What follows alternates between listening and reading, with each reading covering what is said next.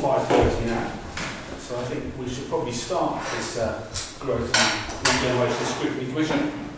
So I'd like to welcome you to this meeting. My name is Councillor David Wilcox, I'm the chair. Shall we do a round of introductions to councillors? Starting with Andrew. Councillor Vale, Vice Chair. Yes. Councillor Jenny Bartle. Councillor Emma Edwards. Councillor Kevin Cordy, Bishopsworth Ward. Councillor Tim Ruffington, Brislington East. And Councillor Weston will be joining us later, about 6 o'clock, I suspect. And now should we do a round of officers, please? Starting with John. Good evening, everybody. My name is John Smith. I'm the Executive Director of Growth and Regeneration. Good evening, everyone. My name is Alex Hearn. I'm the Director of Economy of Place. I'm Jason Thorne, Service Manager for CSM and High Streets. My name is Felicity Williamson, Performance Advisor. Simon Wilding, the Chief Planner. And Joe. I am Joanna Holmes and I am the Scrutiny Coordinator here at the Council.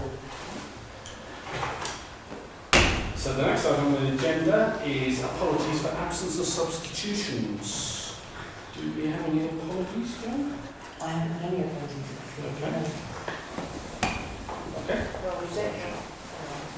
I saw some people said they weren't coming on the list. So, Councillor Bennett. Yes, sorry, but he is now a cabinet member. So Yeah. I want to explain that really. The reason it's not that you have that, yes, that you are a have a member. substitution for him. We don't have a substitute. Okay, lovely, thank you. Okay. So declarations of interest. Has anybody declarations of interest to make? No? I'm going to make a declaration of interest because my partner works for Props, which appears in the High Streets article. So I thought I'd just declare that. Minutes of the previous meeting. Has any councillor got any changes they wish to bring or note? I'll take that as a note, so we'll move on to the next one, which is the action tracker, which Joe is going to be speaking. Yes. So, there were a number of actions on the last meeting. Would you like to go through them one by one? They are all correct. It's the very last one I haven't managed to get you a reply to.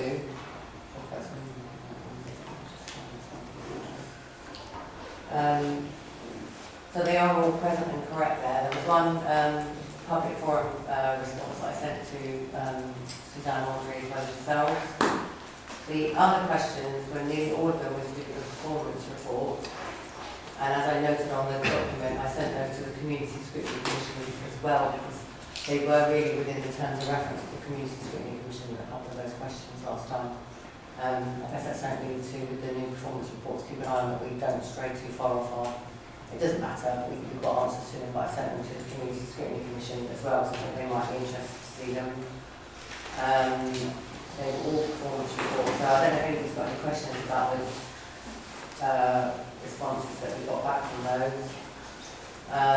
And the very final one, the Temple Quarter Regeneration Programme, which was to do with the net zero biodiversity net gain, and Parks officers did come back to me this morning about that to say that they are currently in the process of looking at a number of different sites across the city, but they haven't actually decided which one. So work's being carried out at the moment by strategic partners to assess the ecological potential for parts of these sites that we could enhance with species-rich grassland, etc.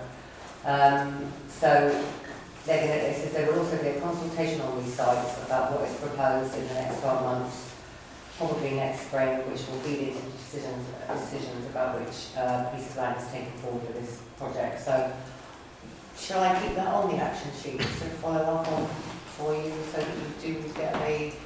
As long as it's a public record, yes. Yeah, so that will, I assume that we can keep an eye on that one, and when it goes to consultation, we can just keep you updated and stuff about what's happening about that one. Is that all right? Sounds good, thank you. So yeah, that's your actual action sheet, is that all right? Thank you very much, Joe. So the next item is the quarterly performance report, quarter one, which I think Felicity might have something to say about, or yes. Chair, is it public forum first? Oh, sorry, yes. Thank you, well, very much for pointing out. Shall we go to public forum? So,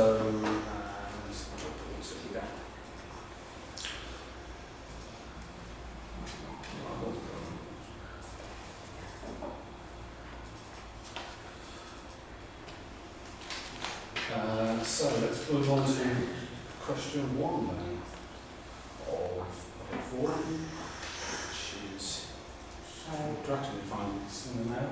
Yeah, So Toby Wells is not here. No? Councillor Patrick McAllister is also not here. Rob Breyer is. Hi. Do you want to speak to your first question, please? How would you like to do that? Supplementary questions or how does it work? Yes, I think. Well, yes. Let's take your supplementary questions on Q4, please. Okay. It's really helpful to have that response. It's really in detail. I just wonder, with 12 different, businesses asking about payment licensing and parking rate suspension, whether that really factors into all this, because a lot of the demand, I suppose, there is for people to have outside space on the street where they can, have some sort of facility to have people to sit and drink and eat outside of their hospitality business. I wonder whether that factors into what the priorities become, because clearly the biggest thing there was the bridge and road closures, which was a specific aspect of Jelfrey Bridge around there. How do you kind of factor in these kind of different demands? Can you actually help anyone with a payment licence or parking rate suspension at the moment? What do you do when they ask you for that? I suppose is the question. So obviously we have a regime in place where it's simple tables and chairs within a pedestrianised area or within the existing pavement, as long as there is enough space to keep customers going on the pavement, then tables and chairs.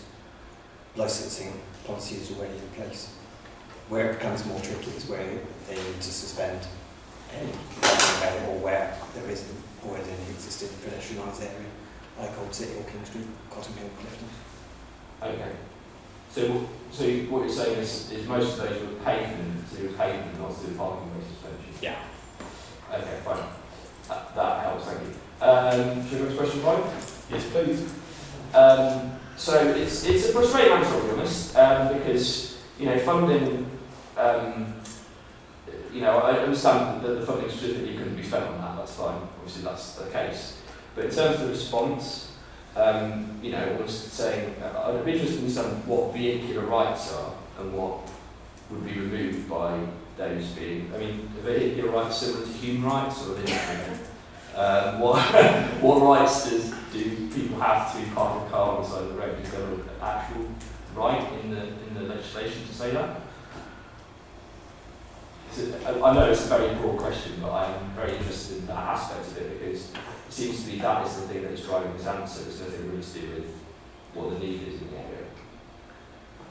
I think maybe, sorry, if I could answer this one. I think maybe it's perhaps the wording about rights for vehicles is less of the issue, more about what really is permissible, not permissible. Well, yeah, permissible and enforced and regulated on different parts of the highway. I think that's what the wording is. Okay. Perhaps better would have been better describing it. Okay. My question is going to be pretty similar to question 6 as well. Church Road in particular, obviously it's a main arterial road, but for me it's a very important road in terms of building the high street, giving people and businesses there more ability to enjoy the road rather than just be a thoroughfare, to have people who are able to sit and relax and sit and eat and do all those kind of things. You've sort of called back in that answer to question 5. And it is appreciated that there's some really good interventions going on for that area, but can you sort of map any kind of path to having more ability to influence the road so that we actually have more space taken away from cars parked on the road and more given over to the priorities of people in the area. Is there a way forward on that, is my question, I suppose. It's true to say we don't have a particular plan for Church Road in terms of changing the carriageway at the moment would be my response to. I think, I mean, that's quite a significant question, isn't it? Which is absolutely fair to ask. So I think we would probably want to direct that to sort of transport and highways colleagues. You know, Church Road is a significant piece of the highway infrastructure of the city. So I'm very happy to get a further answer on that. So that's one we can add to the action tracker. Yeah. Okay. Thank you very much. And you have question 7, Rob? Yeah, so this is more to do with air pollution. It basically is trying to make the point, obviously, that, you know, we've got to hear that pretty much everywhere is a difficult area for air quality, and yet we're still having, you know, a large quantity of traffic coming in and out of Bristol, and Church Road's outside of the clean air zone, obviously it's way outside the clean air zone. And like the local concern there, you know, is that it's never going to change. You know, we talk about one of the local schools there, and they're just like, it's never going to change. We're always going to have cars coming down here. So I wonder what, in terms of the high street, we can do to mitigate that. Are there any other ways that we can mitigate it? Putting in bits of greenery is good, but there must be a way for a high street to become a much more livable space than just those kind of minor measures. And I think you're probably going to direct me to a highways officer again. But that's my question. I mean, as well as directing to and adding it to the action tracker, and not being the highways engineer or a transport engineer, I would say, again, it's a fair question. I guess it provides more than one role for the city. I acknowledge then you get into discussions about, you know,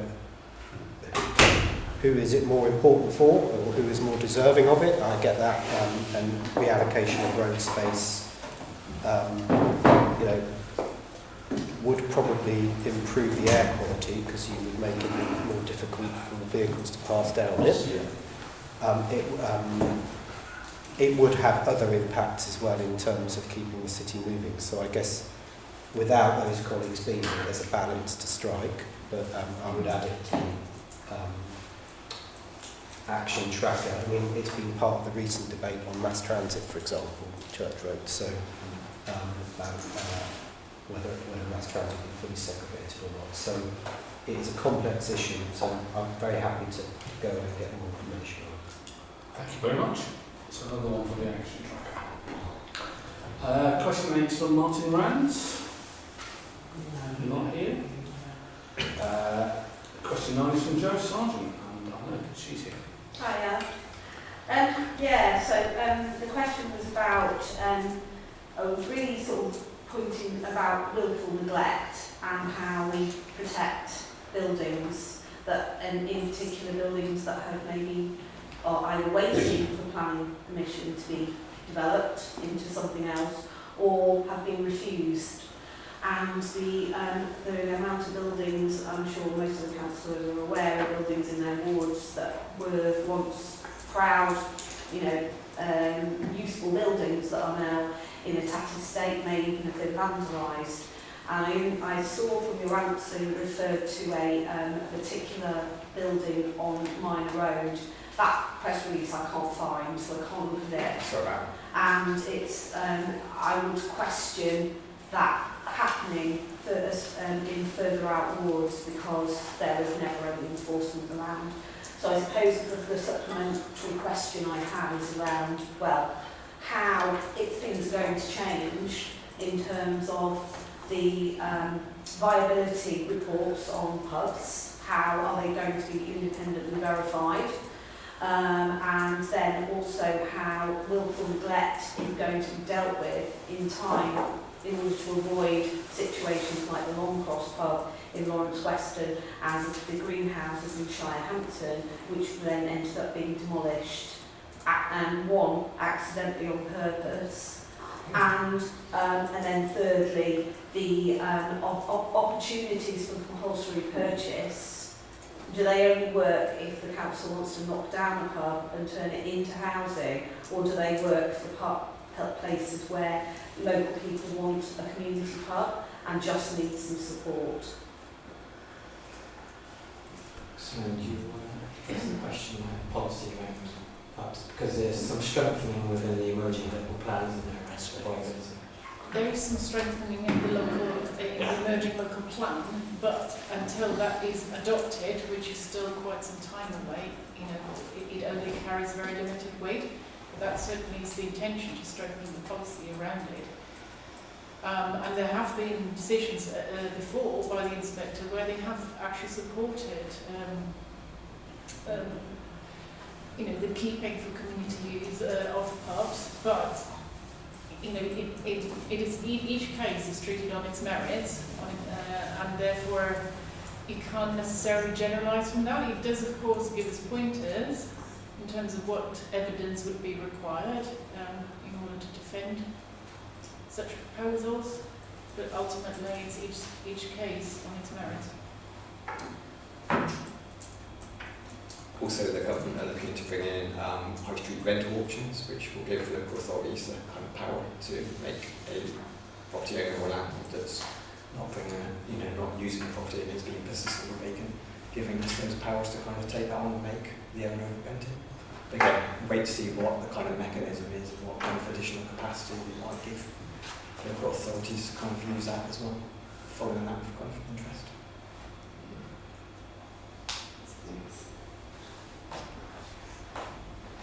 Okay, thank you for that. Dave Redwell has the next two questions, but he's stuck on a train between Gloucester and Bristol Parkway. Councillor Tom Hathaway is not here, and Mr Sheriff Whitman. No, not here. Okay, so that's the end of the questions. And then we have two statements from Dave Redwell. The second statement was sent in on behalf of these ladies. Oh, right, okay. Would you like to speak to your statement? Somebody called Bernice. We are here again at another meeting to discuss the bus service, which at present is not fit for purpose. We are people that live in Ashton Vale, the people that Dan Norris, First Bus and Bristol City Council have forgotten, isolated and abandoned. We have now had no bus for 8 months. Winter is now coming.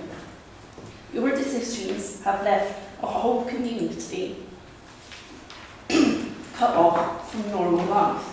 Dan Norris is meant to be a transport mayor who is more interested in stopping buses. We are struggling to do normal things like shopping, going to doctors, to dentists. Our lives have been turned upside down. They have been impacted, which I mentioned at a meeting in Keynsham. But speaking to Dan Norris at that meeting was like speaking to a brick wall. I ask this of you. Do you go shopping? Do you go to the cinema? Do you go to cafes? Do you meet friends? We can't do this. We have to pay for taxis just to go to the shops. Yet the government has provided extra funding for areas like ours, and we are left without a bus. This is an area where we live who have to go to work. People have to go to work early in the morning, but they have to get a taxi because they do not feel safe to walk down that road. There is also a population of elderly, disabled people and people with disabilities that are unseen, that live in Ashton Vale, who are unable to walk down the Ashton Drive. Yet knowing this, you have decided to stop the bus. Do we not count? Do we not deserve to have a life? Yet our transport mayor has spent over £3 million to run a birthday bus, over £8 million and counting to run a Westlink bus, which is a glorified taxi service, which is leaving people unable to use, and when they do manage to use it, are left stranded when they need to get home. There are even buses for tattoo conventions, but no buses for people who need them daily.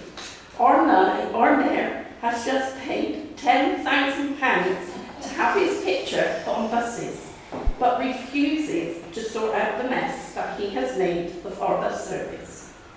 That £10,000 would have paid for us to have a bus for 2 months. I have invited Dan Norris down to Langley Crescent to walk down to Ashton Gate and to explain to the residents why they are being abandoned and isolated and forgotten. I now invite Dan Norris again and members of Bristol City Council and First Bus and WACA to come to Langley Crescent and to walk with residents down to the bus stop, which is so far from most of the people. My husband, who is wheelchair bound, is quite willing for one of you to push him down so that you can see how difficult it is for us to get on with our daily lives. Where we know that extra funding has been given to Bristol City Council for our areas, we know that the WECA has also been given over £100 million. Where is this money gone? First Bus, Bristol City Council and Dan Norris and WECA should hang your heads in shame. You need to sort this out as a matter of urgency, or get someone who is willing to do the job properly, because at this moment in time, we are the ones that are suffering. You are, we are. And I would like you to know that winter is out there, and the old are going to suffer. And I will mention one case again, and I won't mention names. We have a couple that live in Ashton Vale. They both have dementia, early onset. And they know they could catch up 23 bus, go to Benister a couple of times a week to do their little bit of shopping, to have their little coffee and come home. Because with dementia, you know your own routes. They haven't been out since April because they are frightened. They are frightened to walk up that road because they're not able to do so. Their bus stop was a minute, 2 minutes away. This is what you have done to them. These are the people that are paying poll tax and are just being ignored. And every time we mention this, from First Bus we get it's uneconomical. We cannot run a single decker. What are they doing at this moment in time? They are running a single decker as a 24, but they will not run it down. There are at least 3 or 4 buses at the top of Ashton Drive daily, and they won't run nothing down. And yet, and this is gutting, you run M2 bus, you have built a new road, you have built a bridge down by the football ground for one bus, which is used by kids mostly with bikes and skateboards, for one bus. They've taken off a bus that was useful so that you could justify spending all this money on a road and a bridge for one bus. Sorry if I sound angry, and sorry if I got muddled. I do apologise.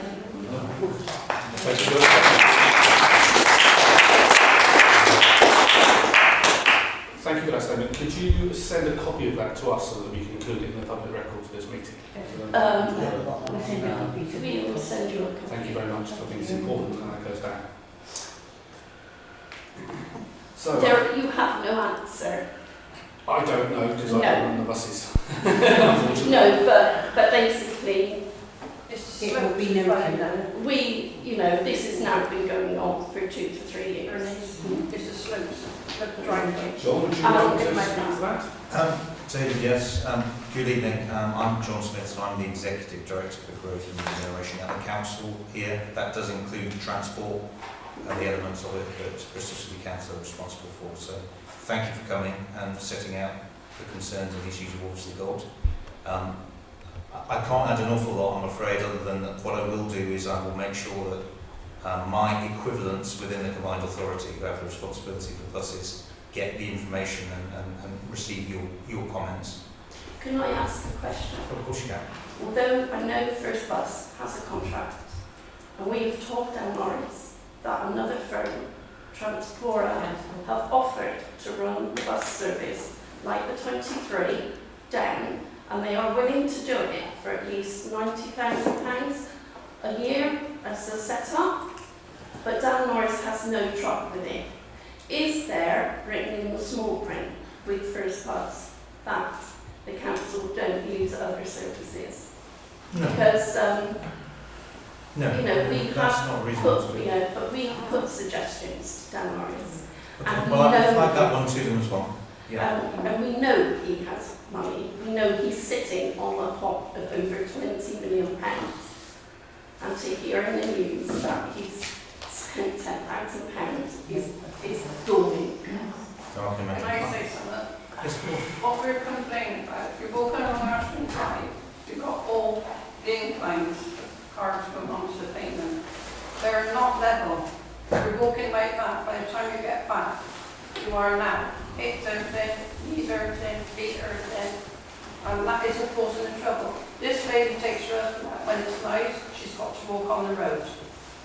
And that's what is causing it, and we want somebody down there just to do the walk, see what it's doing, no cover, only a little bridge when you get halfway down, and also when it's raining, it's blowing, it's scales, it's everything. You're walking back, you can't put a trolley up. And that is what we're all on about. And we're up 70s on now, but there are people with breathing problems, anything. We want somebody down there to do the walk, see what it's doing, and then we might be satisfied, but I don't think we will until we get somebody down there and we can walk with them. I'm sorry, but we are just getting fed up with it now. Yeah, well, we don't have responsibility for the buses, but we have responsibility for Bristol. So I'll have to come down with someone from the transport team to come and walk it with you. That's not a problem. Yeah. So we can see what it's like. Yeah. But happy to do why take So long. a bus service away when you knew, because the council do know who the people are that are housed in Ashton Vale. It is for the elderly, it is for the disabled, and they knew that they needed this bus service. Bearing in mind, a few years ago, we had 2 buses. One was taken off, and we were promised that we would have a bus service because of the needs of the people down that area. And Dan Norris has taken it away. That man has, how one man can destroy a whole community, I do not know, and be allowed to do so. I hold you all to blame. I really do, because we're now in winter. What are we going to do? My husband's now not able to go out unless we can afford taxis to go here, there and everywhere. So what do you say to him? A man that has served in the army for 25 years and he feels that he's now on a rubbish tip because basically no one cares. I'm sorry, but... That's fair enough. But also they say in buses our 23 wasn't working. But as we were coming out on the hour, you have 1 bus an hour, we're satisfied. You're going to the Robins, and what do you see past you? The 24 going past. So he's going up to North Street, East Street, everywhere else, picking everybody up. But then Wednesday and ours isn't working because everybody's on the 24. Somebody didn't get their timetables right to get the buses going. And now you're getting 2 buses, a bus there, a bus is coming down, that one will go off. But then on a football or anything else, you've got 2 buses for the football. Our bus can't get on the bus stop. He's got to go round and go to Henry Road. We are just fed up with them. I've been in my house 57 years and this is the worst it's ever been. As I say, I'm sorry to shout, but We've got to get so much through because we're not going to give in until we get somebody down there doing the walk, in the rain, in the wind, and that's it. So that is what we need. We need a bus. We need a bus. And somebody to get the timetables different for the 24th or 23, so you're not getting the 24th one out. But we can get the 24th coming down empty down our way. You know, nobody's coming down, that's it. Or the machines broke. And I tell you what was even worse. When they took that 23 bus off, they would send a double-decker 24 down, coming down the back way, for drivers to learn. Now the old people thought, oh, they've put the bus back on, and we had to go and tell them that no, they're using our road as driver training. They're saying to us they can't run the 24, it's not economical, but they can run, it's just wasted time. Thank you But for your thank you statements. for listening. I don't know what else to say, it's just a mess because we're going to leave here and we've got to go through winter and we have no transport. There was another time, so Anyone else? Just in time to do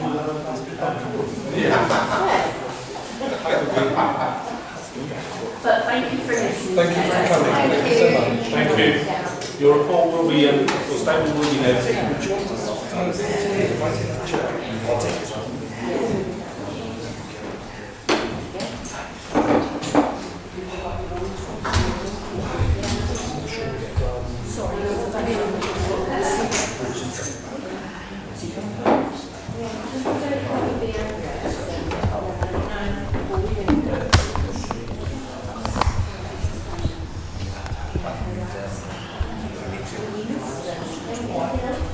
I knew they were taking up the regular stuff.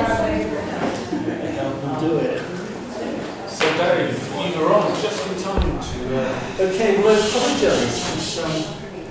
One of Mr. Norris's trains got caught in an umbrella.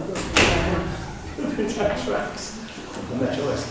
Yeah, so really following on what I want to say really is actually we're going through a process of the transport levy.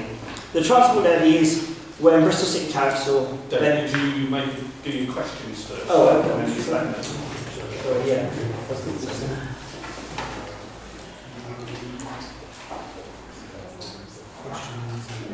I've got them here as well.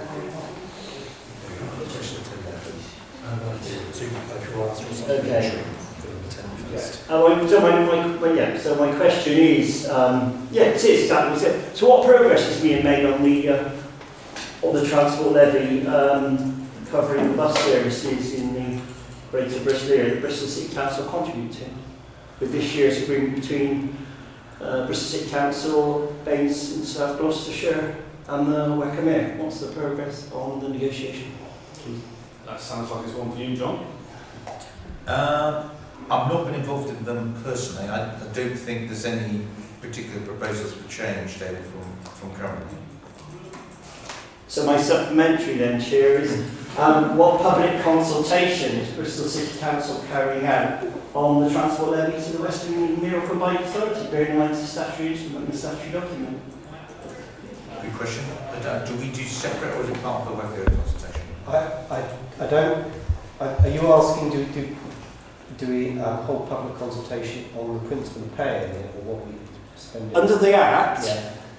it's an Act of Parliament, Yeah. and I know it at the back of my hand. Yeah. It says it's a joint service between you and the other three unitaries, including North Somerset. And each year you're supposed to carry out a consultation of the element that you, the four UAs, give to the Metro Mayor, and a consultation and discussion with the public, not just some smoke-filled Bristol City Council backroom deal. So is it in the budget document? Is it in the consultation you put out, the levy? So the levy will be paid. And it is part of the budget. And it's part of the budget. So the consultation from a transport authority perspective, I would expect to be hosted by the combined authority as the transport authority for the region. I'm very happy to go and find when it I would be grateful for a written answer, bearing in mind we are dealing with a statutory instrument. Yeah, of course. You know, it's not just a case of nice to have, just like you say the precinct plan commissioner, there is supposed to be a negotiation with Mayor Norris about the amount of money you pay him. It's not a night you give him, you're supposed to give him something, you're supposed to negotiate what the other combined authorities do. Thank you for that. Do you want to go on to your second question? Which is about the light Yes, so mass transit. I think, I mean, there was, I think you were there, there was stalemate, wasn't there, the last Wecker Board plus North Somerset meeting in Keynsham. So I think what we're really trying to ask is, so what progress is Bristol City Council with the other 4 union authorities making to progress the mass transit project, whether it's got tunnels, bridges or whatever, it's a concept at the moment, and to make sure we don't lose any chance of going for government grant or government approvals, bearing in mind the National Infrastructure Fund identified it as a priority area. Well, as you know, Bristol City Council strongly supported moving from the strategic outline case to the outline business case and supported that at that meeting. I'm sure that was evident from what you were there. The discussions, so that wasn't carried at that meeting, was it? So that decision hasn't been made as yet. It is coming back to a future meeting, is it? I think is it to the March one? No, I think it's later, so I understand that constitutionally can't come back for 6 months to the WECA committee. Of course, the other authorities also supported their position, I believe, that the Bristol City Council did, but constitutionally, Mayor Norris was able to cast his vote a certain way. I don't believe it can return in 6 months. So the other question, follow-up supplement then, is what work is going to continue with the other 4 unitary authorities, because North Somerset is part of it as well, to have a case available, I suppose, after the local government elections in Bristol. Is work still going to continue? I think work has to continue. I don't believe that we can or are equipped to do it unilaterally without a combined authority. I think we have to continue to make our case, whether it be our case or whether the other authorities agree with it as well through combined authorities, transport authority. Okay. That's my question. And would you like to have 30 seconds to speak to your statement, please? Yeah, well, I'll summarise my statement by simply saying that our understanding is very clear reading the WECA Act, and God, since the arbitrator so robust, I don't reading the WECA Act. The Mayor has to negotiate with the 3 unitary authorities plus North Somerset every year, because we don't have pre-settling powers, for a levy from the local authorities. That's not what you offer him. That's a negotiation between the 2 authorities to make sure there's adequate money to fund the public transport network.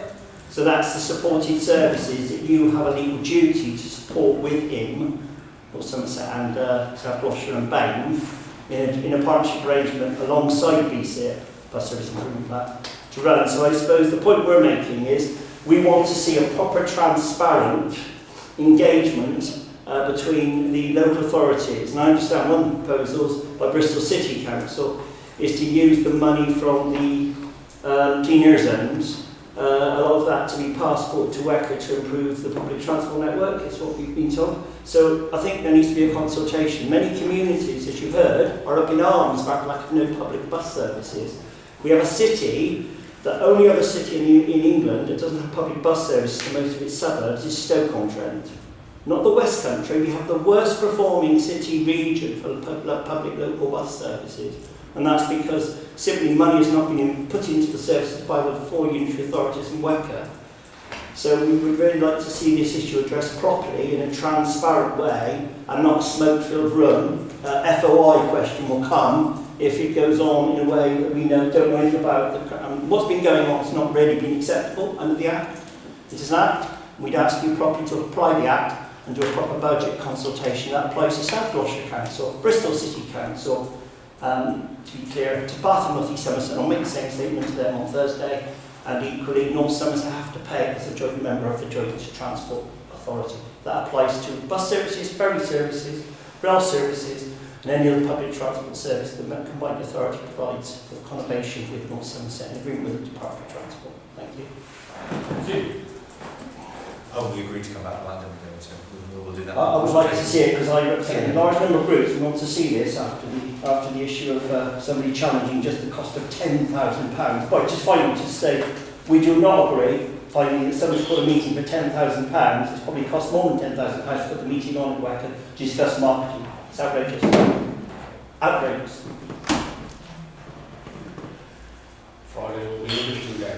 Yes, it will be. Not people are very angry about it actually. Not the way you would think. I mean, Thank you for that. Thank you very much for apologising to you all. Better West. Mecca supported trade. Good to see you. Thank you. And it's good to see you back in full health. Thank you to Joanna for the help she gave the group. Just to say that group there is not computer literate and we need to get work today to make sure it is be. Thank you. Indeed. Put that on record to Bristol Council, please. Because So that was shall we very move much on the to policies. Thank you. agenda item 8 then, please, which is the quarterly performance report for quarter 1. Thank you, Felicity. Thank you. Good evening, everybody. It's quite nice, it wasn't that long ago that I was here with you all, and you might recall that I said when there were some questions about finding out the information that we'd have a dashboard for you for your next meeting, and we have got the dashboard. Hopefully you've had a chance to have a look at it. I know that Scrutiny councillors had the option to have some training a couple of weeks ago, well not really training but just show you how to find your way around. So I'm hoping you're finding it useful, that you can see the metrics relevant to this Scrutiny committee and then any others that you want to look at. So all I'll say is you've got the report. All of our performance reporting, our corporate performance reporting is based on the business plan with the 7 themes, but as I've said before, the themes don't currently fit nicely with the Scrutiny committees, but that's why you get all 7 reports, the theme reports in the report you've got. But there's only certain metrics that are relevant to you and that they're summarised and the key points are in the report. So hopefully that gives you the overview. I'm not going to go into any of the details unless there's a particular question. So does anybody have any questions about the performance report they'd like to raise?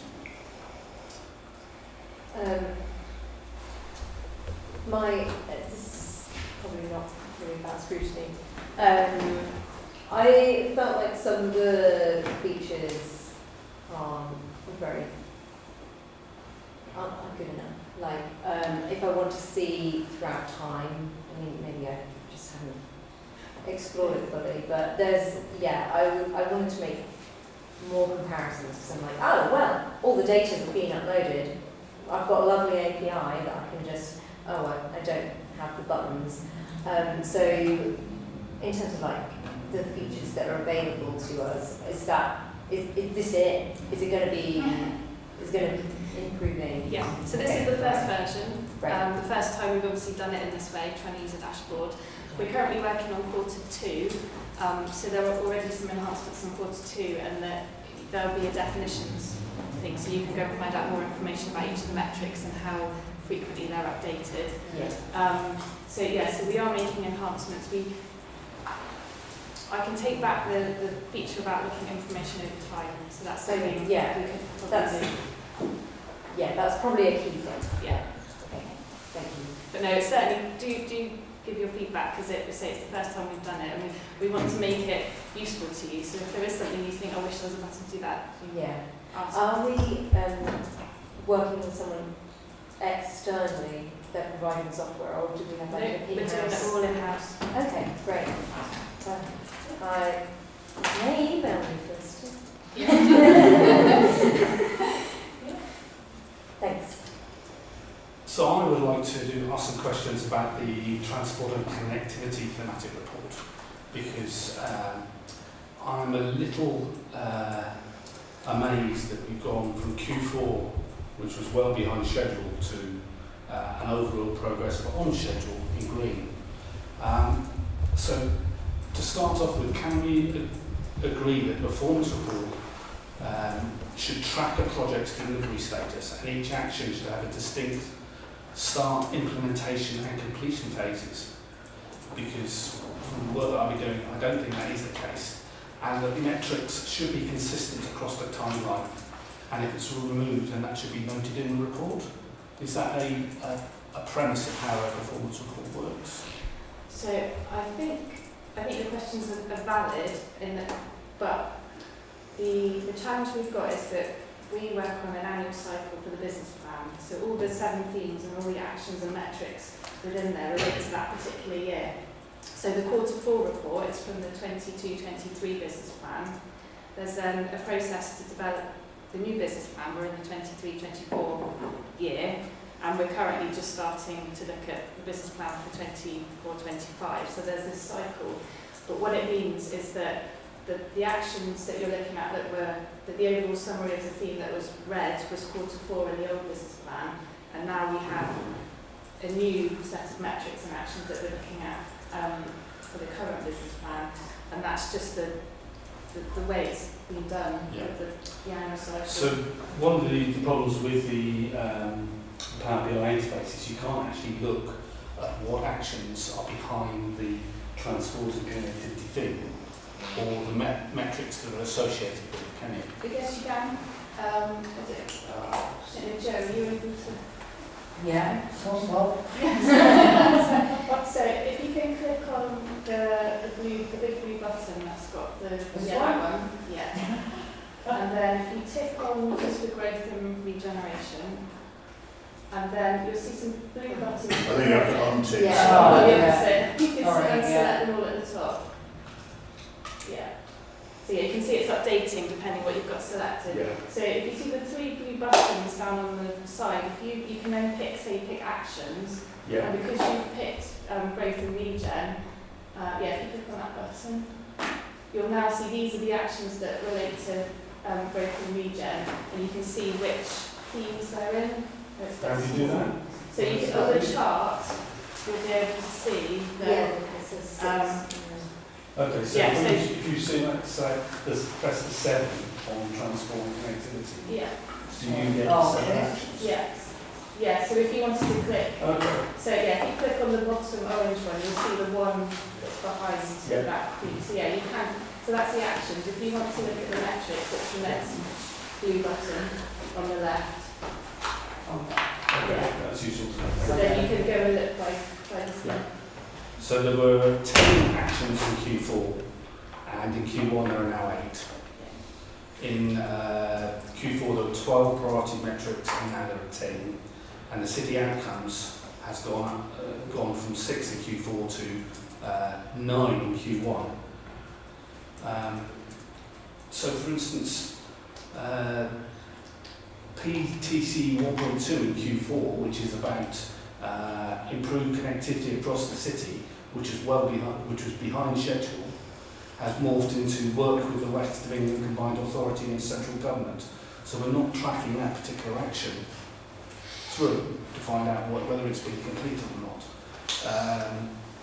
PTC 1.3, which was no, sorry, I'm reading the wrong one.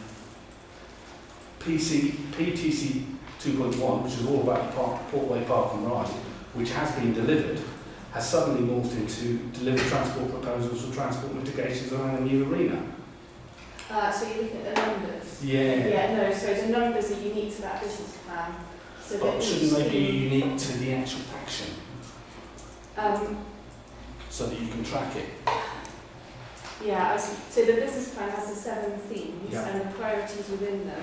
Each year when it's agreed, the numbers, if you've got 4 actions in a particular priority, there'll be, EMV 1.1, 2.2, 3.4, so they don't carry on. I can see why it's confusing, but they don't carry on, because otherwise you'd have a business plan that would have incoherent numbering, because there's some projects that would have been finished, last year, and then they wouldn't be in this year.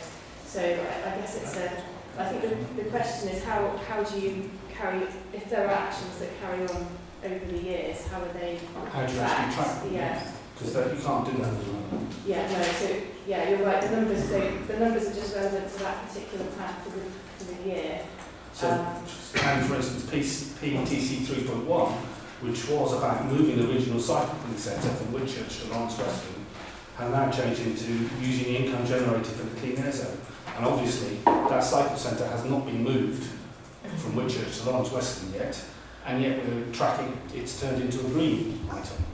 Yeah, so those numbers are just relevant to that particular year, but I can see what you're saying. If you've got the same number in two different plans, you can assume it was looking at the same thing, but it isn't because it's just for that. I think the solution to this for you is in the next business plans, we can just put the year at the start of when an item is added.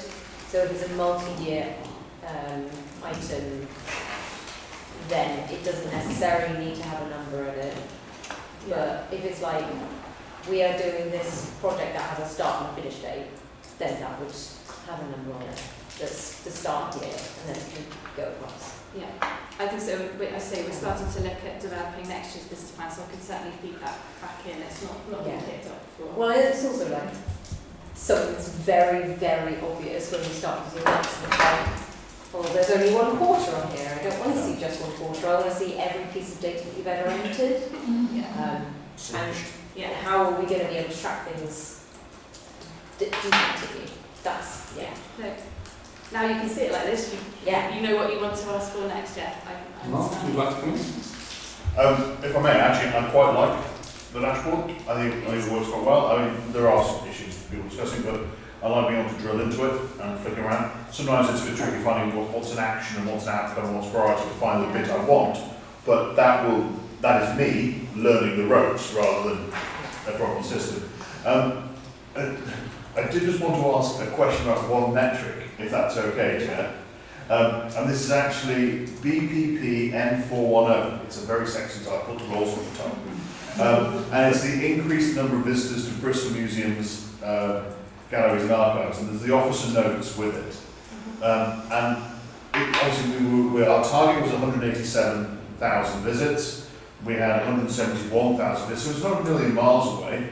And there's an easy note there that says actually we delayed the opening of 2 of our museums by 3 months. What would have been nice was if there are 2 things. First of all, they said we think that would have actually plugged the gap, or whether it would not. You know, we could say last year this gave us 14,000 visits or something else, just to show us if we're close. And the second assurance would be is we're not planning to delay it this time round. But that's really just an officer note isn't quite as complete as it would possibly be to give me the assurance that I want. Of course, that is also me reading and going, oh, it mentioned Blaze, I simply must read that. Doing that counsellor thing where you look very closely at anything that mentions anything to do with your ward. You know, I flag that, but sometimes it's the incomplete officer note. Emma? Yes, it might be too early to ask this question, but when I was looking at, I think, page 31 about homes and communities, and you know, it's identified here that one of the areas for improvement, or an area of concern, is about household and temporary accommodation. When it comes to something big and unplanned, I mean, I think you know what I'm going to say, where that's going to increase a lot. How is that going to, is it going to be like a separate, well, something happened, therefore we're going to have this separate to sort of account for the change in the data? Is it going to have a separate business plan? How are those metrics going to sort of be fed in so that it's accurately reflecting the situation and still taking into account what's happening at a baseline before that? Yeah, so I think in that scenario, because we publish the targets, the annual targets for the year, we'd still report against what we said, but obviously the commentary would explain why something had happened and why it wasn't, if it's significantly worse than we were hoping. But I suppose the point is that, okay, so we've got Barton House happening over here. Is the rest going better? Like, okay, we've got an extra 400 people. So those people who are already on there aren't getting lost. So we're almost suggesting like maybe we should have specific ways of monitoring the Barton Hill situation through scrutiny. That would be quite useful, I think. Whether that's our portfolio or someone else's, whatever. I think that's probably, it would have to be separate to the business plan corporate monitoring we're doing. But also, just as a reminder, as it came up last time, the building of property, houses comes into this scrutiny, but the other housing stuff goes into communities. Yeah. So it might fall under I some think- of their remit. So, but no, I think it comes back to the councillor's commentary. It is about the commentary, and we do try and challenge colleagues here will know that I come back to them about their commentary where we can to say, could you add a bit more, or could you explain a bit more, so that we do try and put that explanation in there. If I could drag it back to the transport and connectivity thematic, the performance metrics are a bit skewed on this one as well, because there are 2 actually that have been agreed. 3 have no data and 2 are in the red. So it having a green pass on that one, I don't understand how it qualifies for that. Are you talking about the overall theme? Yeah. So that overall, I don't know, Joe, can you go back to the home page, at the bottom. So what you'll see, this is for all the metrics, the charts, and as you go through the quarters, you'll get more little bars appearing. And then it's that bottom, the coloured bit there, where it says whether the theme's on track or behind schedule. And that is a judgment by the theme lead. We have a director leading each theme as to whether overall, when you look at it, what's the best fit for that theme. So if you do have some reds, it doesn't necessarily mean that the overall theme status is significantly behind schedule. It will depend, as you say, on the reasons and the other things going on. So that's why we're trying to give an overall picture. That's why we have the overall theme, but then you can drill into the metrics. And then another thing, because as I say, this is the first time it's gone out to the public, and we are picking up things and we're getting feedback. You've got a number of metrics that aren't reported every quarter, some of them are annual.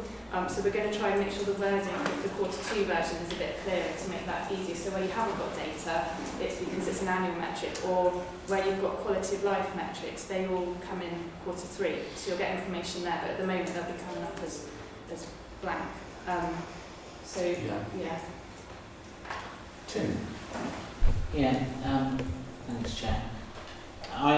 I'm following on kind of what you've just said there and bringing in my favourite topic at this point, which is so one of the areas you've got here is deliver several major infrastructure works across the city. That's a massive theme, multi-million-pound projects going on there. Are we going to be able to drill down further into that theme in the future to see which ones are on track, which ones are delayed, which ones haven't started? Because if we want to be able to scrutinise this properly, we need to be able to see that, because I don't believe for a minute that is entirely green, but you have to make a judgment. What you're saying is you're making an overall judgment, but we never complete all our capital projects on time, so the chances of that being green are fairly slim. John might want to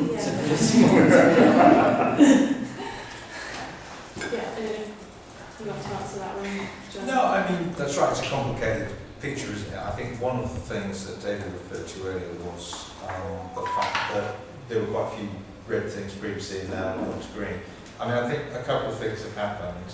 If you take the Hallway Park and Ryan, for example, that had been delayed for some time, there were lots of challenges, and they were completed. Similarly, a number of the CRSGS programs have been delayed. The A4, I don't want to say, but that had been delayed for some time, and then effectively we've now asked Woking to take that one forward.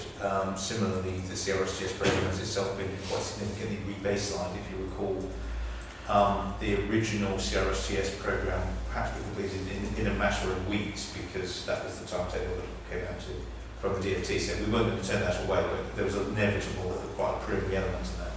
So, but as a result, we've now established a series of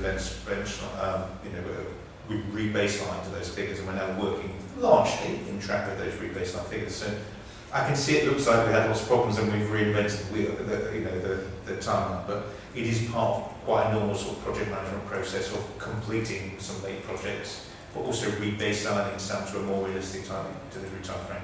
Tim will no doubt be on hand to challenge us when we work sit on those, but I think particularly on CRSCS and the transport programme now, David, it's a much more deliverable programme. But my question is the same. Is it possible for us to see in more granular detail those individual projects and where they are in the timeline, whether there are problems coming down the line from each one? Well, on the transport ones in particular, at least once a year, I think in fact it's next time, isn't it, that we give an update on the overall programme, in particular CRSTS, so we can certainly update on the latest programme of those and how we're living against them. That's no problem. I think Adam submitted that in this. I think it's next time, isn't it? Yes, it is, yes. No problem. But we do need to be able to track the individual actions and performance metrics so that we can actually see how they're actually progressing.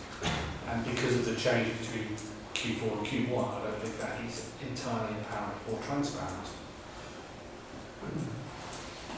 No, understood. That's something we'll look at as part of the wider construction of the annual business plan and the metrics and things. I do think last year was my first cycle of being here.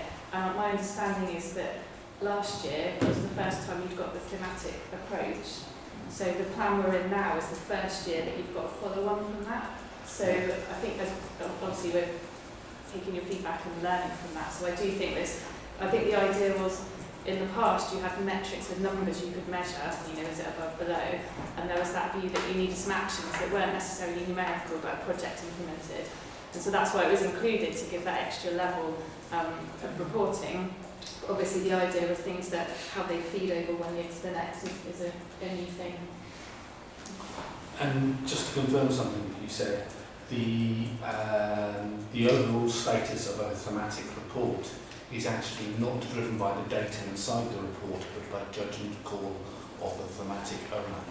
Well, it's looking at the whole theme, so the actions, the metrics, the priority metrics and the outcome measures all together and making a judgment on the whole theme. Right. And is there any change control on any of these decisions? Well, so when the theme reports are written, they go through the internal council process, so they go to the different levels of decision making. So I don't think we've had a theme status change, but potentially it could be, because there is oversight all the way up. Okay, thank you very much. Any more questions about the Q1 reports? No? Can I just add, just on the transport connectivity, but there could be other items on there as well. Cognizant that there's a difference between how an action or priority is numbered and the fact that actually you can't move a cycle centre in a year anyway, so how are we monitoring that? Acknowledging that we'll come back at the next meeting, but if there are any specific questions you have in relation to what you think has gone from Q4 to Q1 on specific projects, and stepping out of how it's presented for a second, but the absence of information after, very happy to go away and present it. Find a way to get it back to you. So, for example, an update on the cyber or whatever else it is. Okay, I will send you an email on it. And you can see everyone else as well. Thank you very much. So, we'll move on to the next agenda item, which is about planning, which I think Simon will be speaking to. Oh no, go all around the whole of it. Let's do high streets and cover.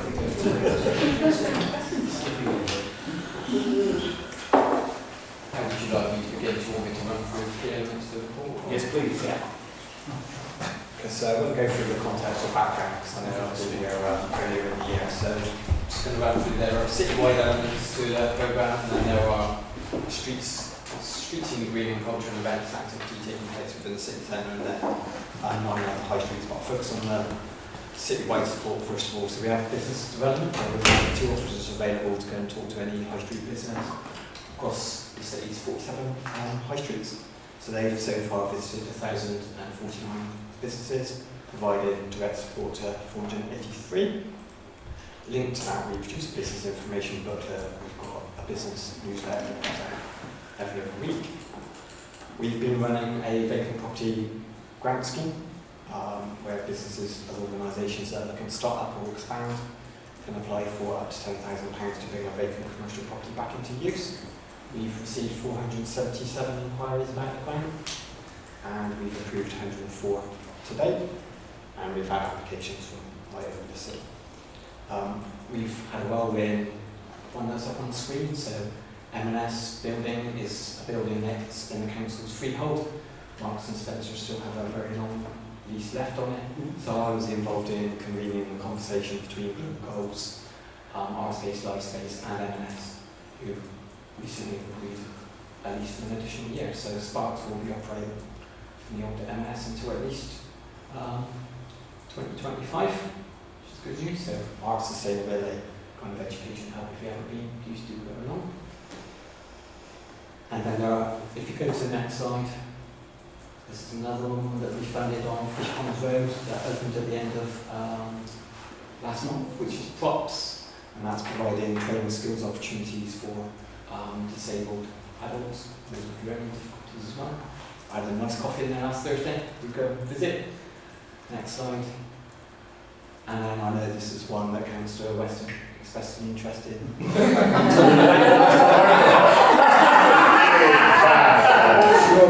This one? Their roasted garlic and cumin bread is particularly good, can I just plug? So I haven't been to visit this one yet, but... You're missing out. So they just celebrated their first anniversary and now we're employing 4 people and also his husband and wife team. They've just taken on a full-time member of staff and their daughter also works in the business. And they're the only place in North Bristol you can get hallow bread fresh. Just thought I'd say. Get what bread? Hallow bread. Oh, hallow bread, right. So that's just one. Yeah, we get a hallow for the bakery. And then other citywide activity, we've done marketing promotions. We've got Where Is It To Bristol campaign that's been up and running, and it's got over 400 independent businesses promoted across the city.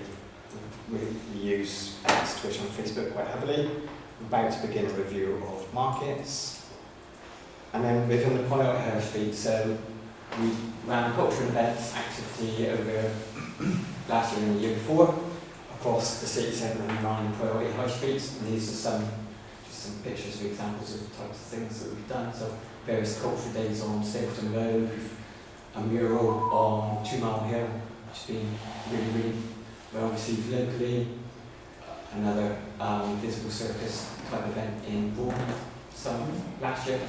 Bristol Market, again, really successful market run by Greater Prisons together and other volunteers. You know, we were proud to have the Grand Iftar also located on College Green. And another event that's gone really well is Stockwood Market, where each month they're running it beyond our funding and they're providing a market on a monthly basis with 35 different traders. Next slide, please.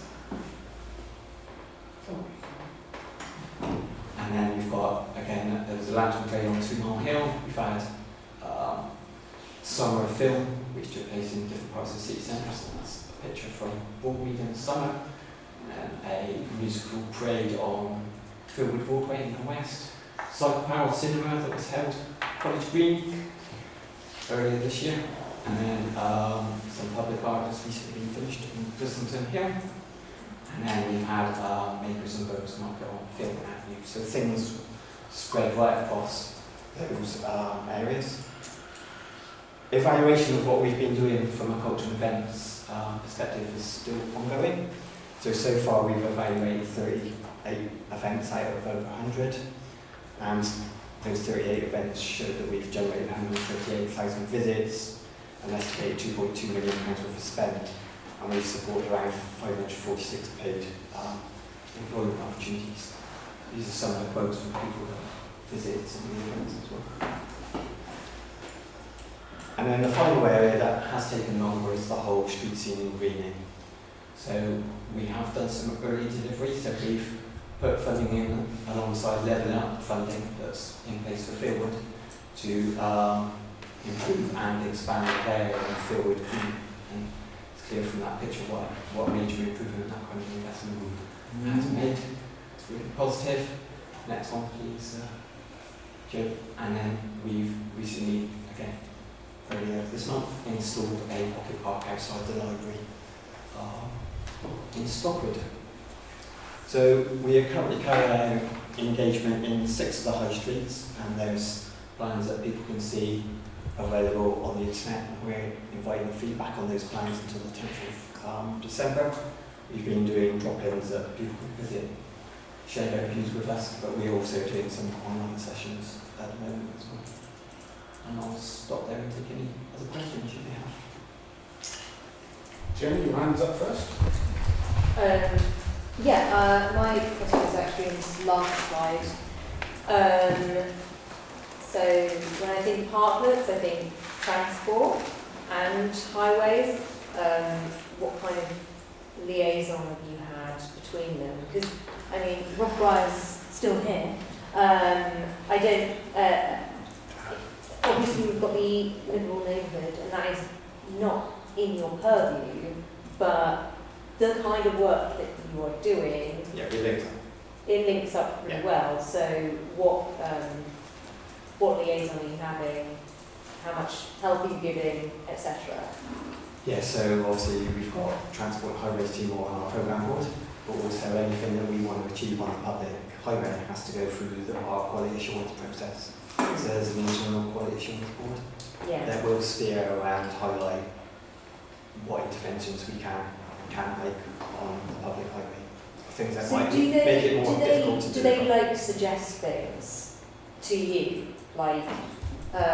You might be like, oh, people have said this bit's rubbish, and then they'll say, oh well, here are some ways you could make it less rubbish. So So we've carried out engagement across all the high streets that we're working on, and then what we've done is given all of that feedback to an internal designer.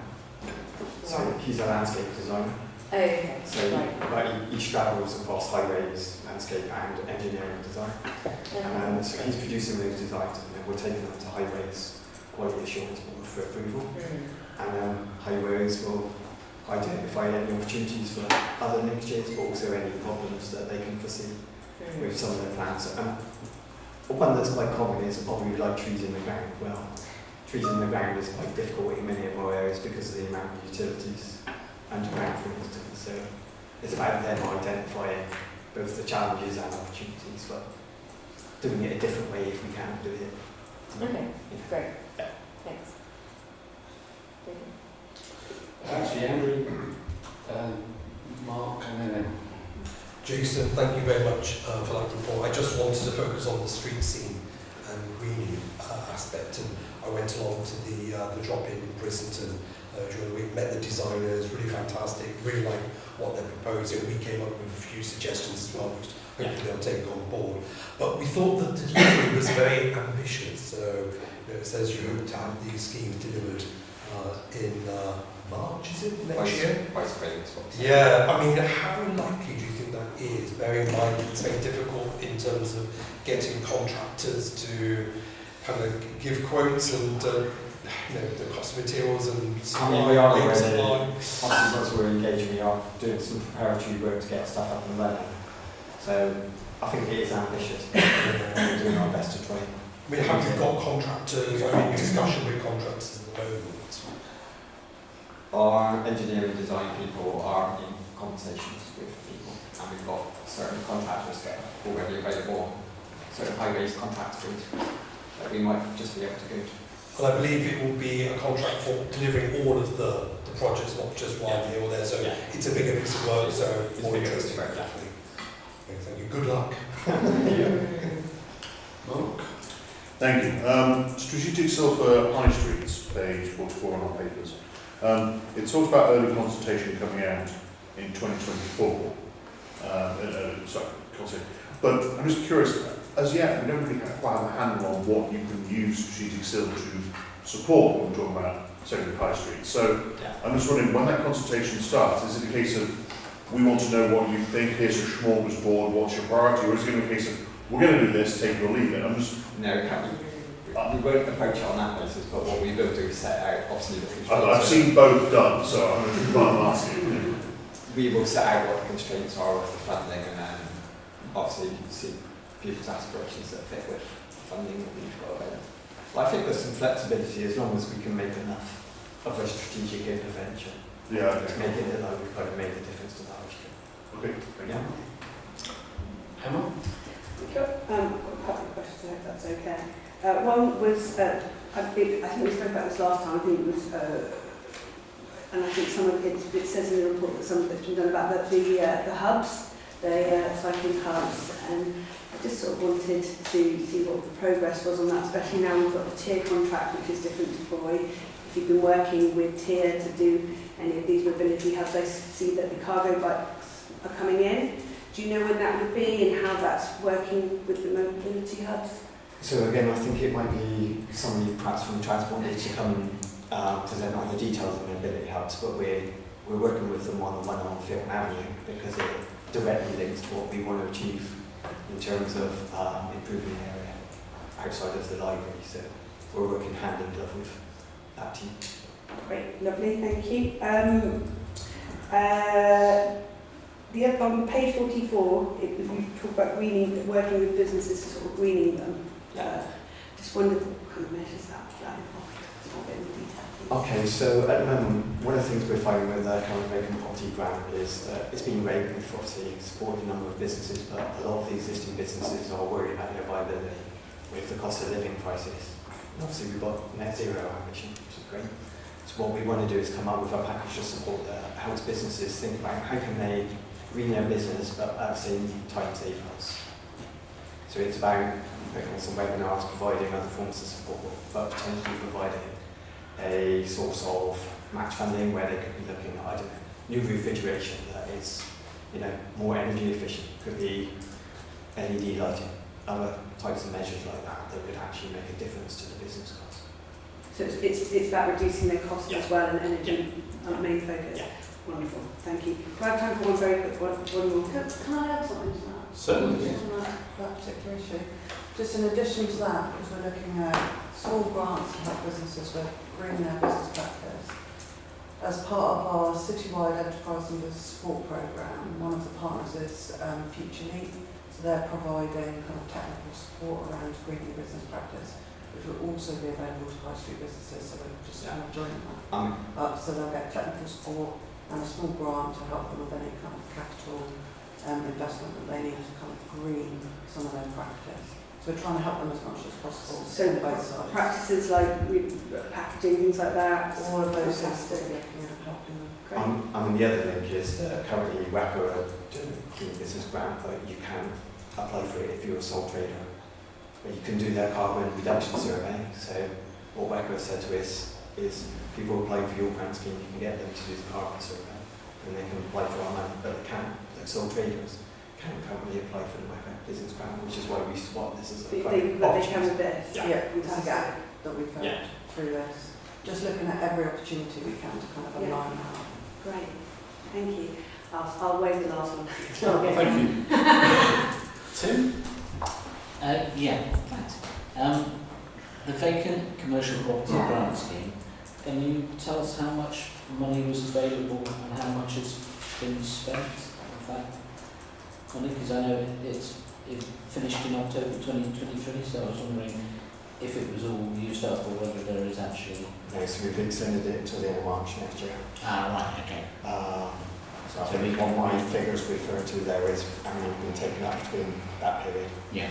Okay, but there's still money available? Yeah, there's still money available. We allocated originally 1.3 and we've probably spent in the region of 900,000.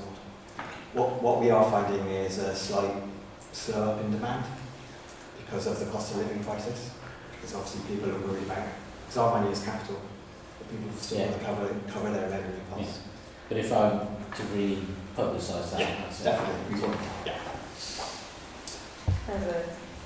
I would ask a question for this. Page 45, you talked about delivering a mobility hub in the galleries that will involve secure cycle parking and things like that. What's the timescale for making that online?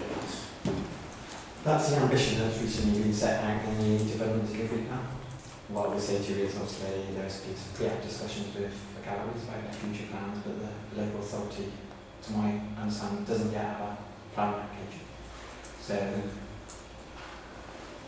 timescale unknown, I'd say. Because there are a few vacant lots in the galleries that could quite easily be converted into some form of secure cycle parking like they've done in Newport and Cardiff. Yeah, I'm happy to have a conversation with the management of the game to see. I think it would drastically increase the, not footfall, but pedal into Broadmead if there was somewhere safe to leave bicycles, because cycle crime in Broadmead is endemic. It has got, yeah, it's really increased as well. Okay, thanks. Jenny, What are we on for time? you can do your question and then we'll probably do it as well. Okay, I'll leave it then. Oh, thank you very much. Any more questions? No? Thank you very much, Jason. Okay, thank you. We will move on to the planning stage. So, Chair, if that's okay, we're going to do a bit of a triple action on this one. Okay. So I'm going to say just very few things. I think Alex is then going to say something and then hand over to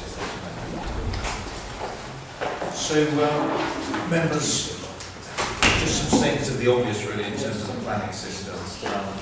There are considerable challenges and pressures on the planning system at the moment. Those pressures and challenges have existed for some time. There's no doubt that those pressures were exacerbated by the severe budget pressures and in particular the recruitment freeze that we implemented towards the end of 2022. You'll see in the presentation as Simone takes you through it.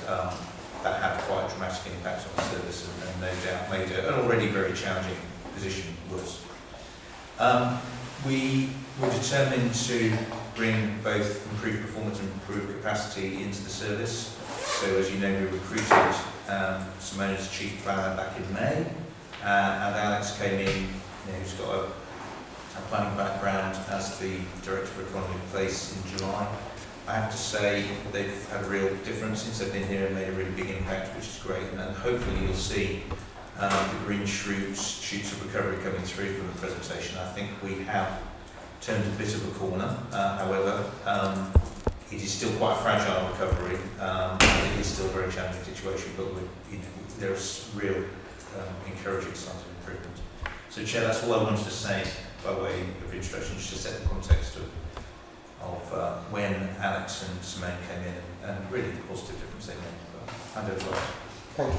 Thank you. So I'll just say a few more words and then ask Simone to take me through the slides. So I think it's worth acknowledging the national context here. So planning authorities all over the country have been struggling for at least a decade with a system which is overcomplicated, ever more complicated and under-resourced, and it's also not produced enough planners out of college and university. That's really dried up.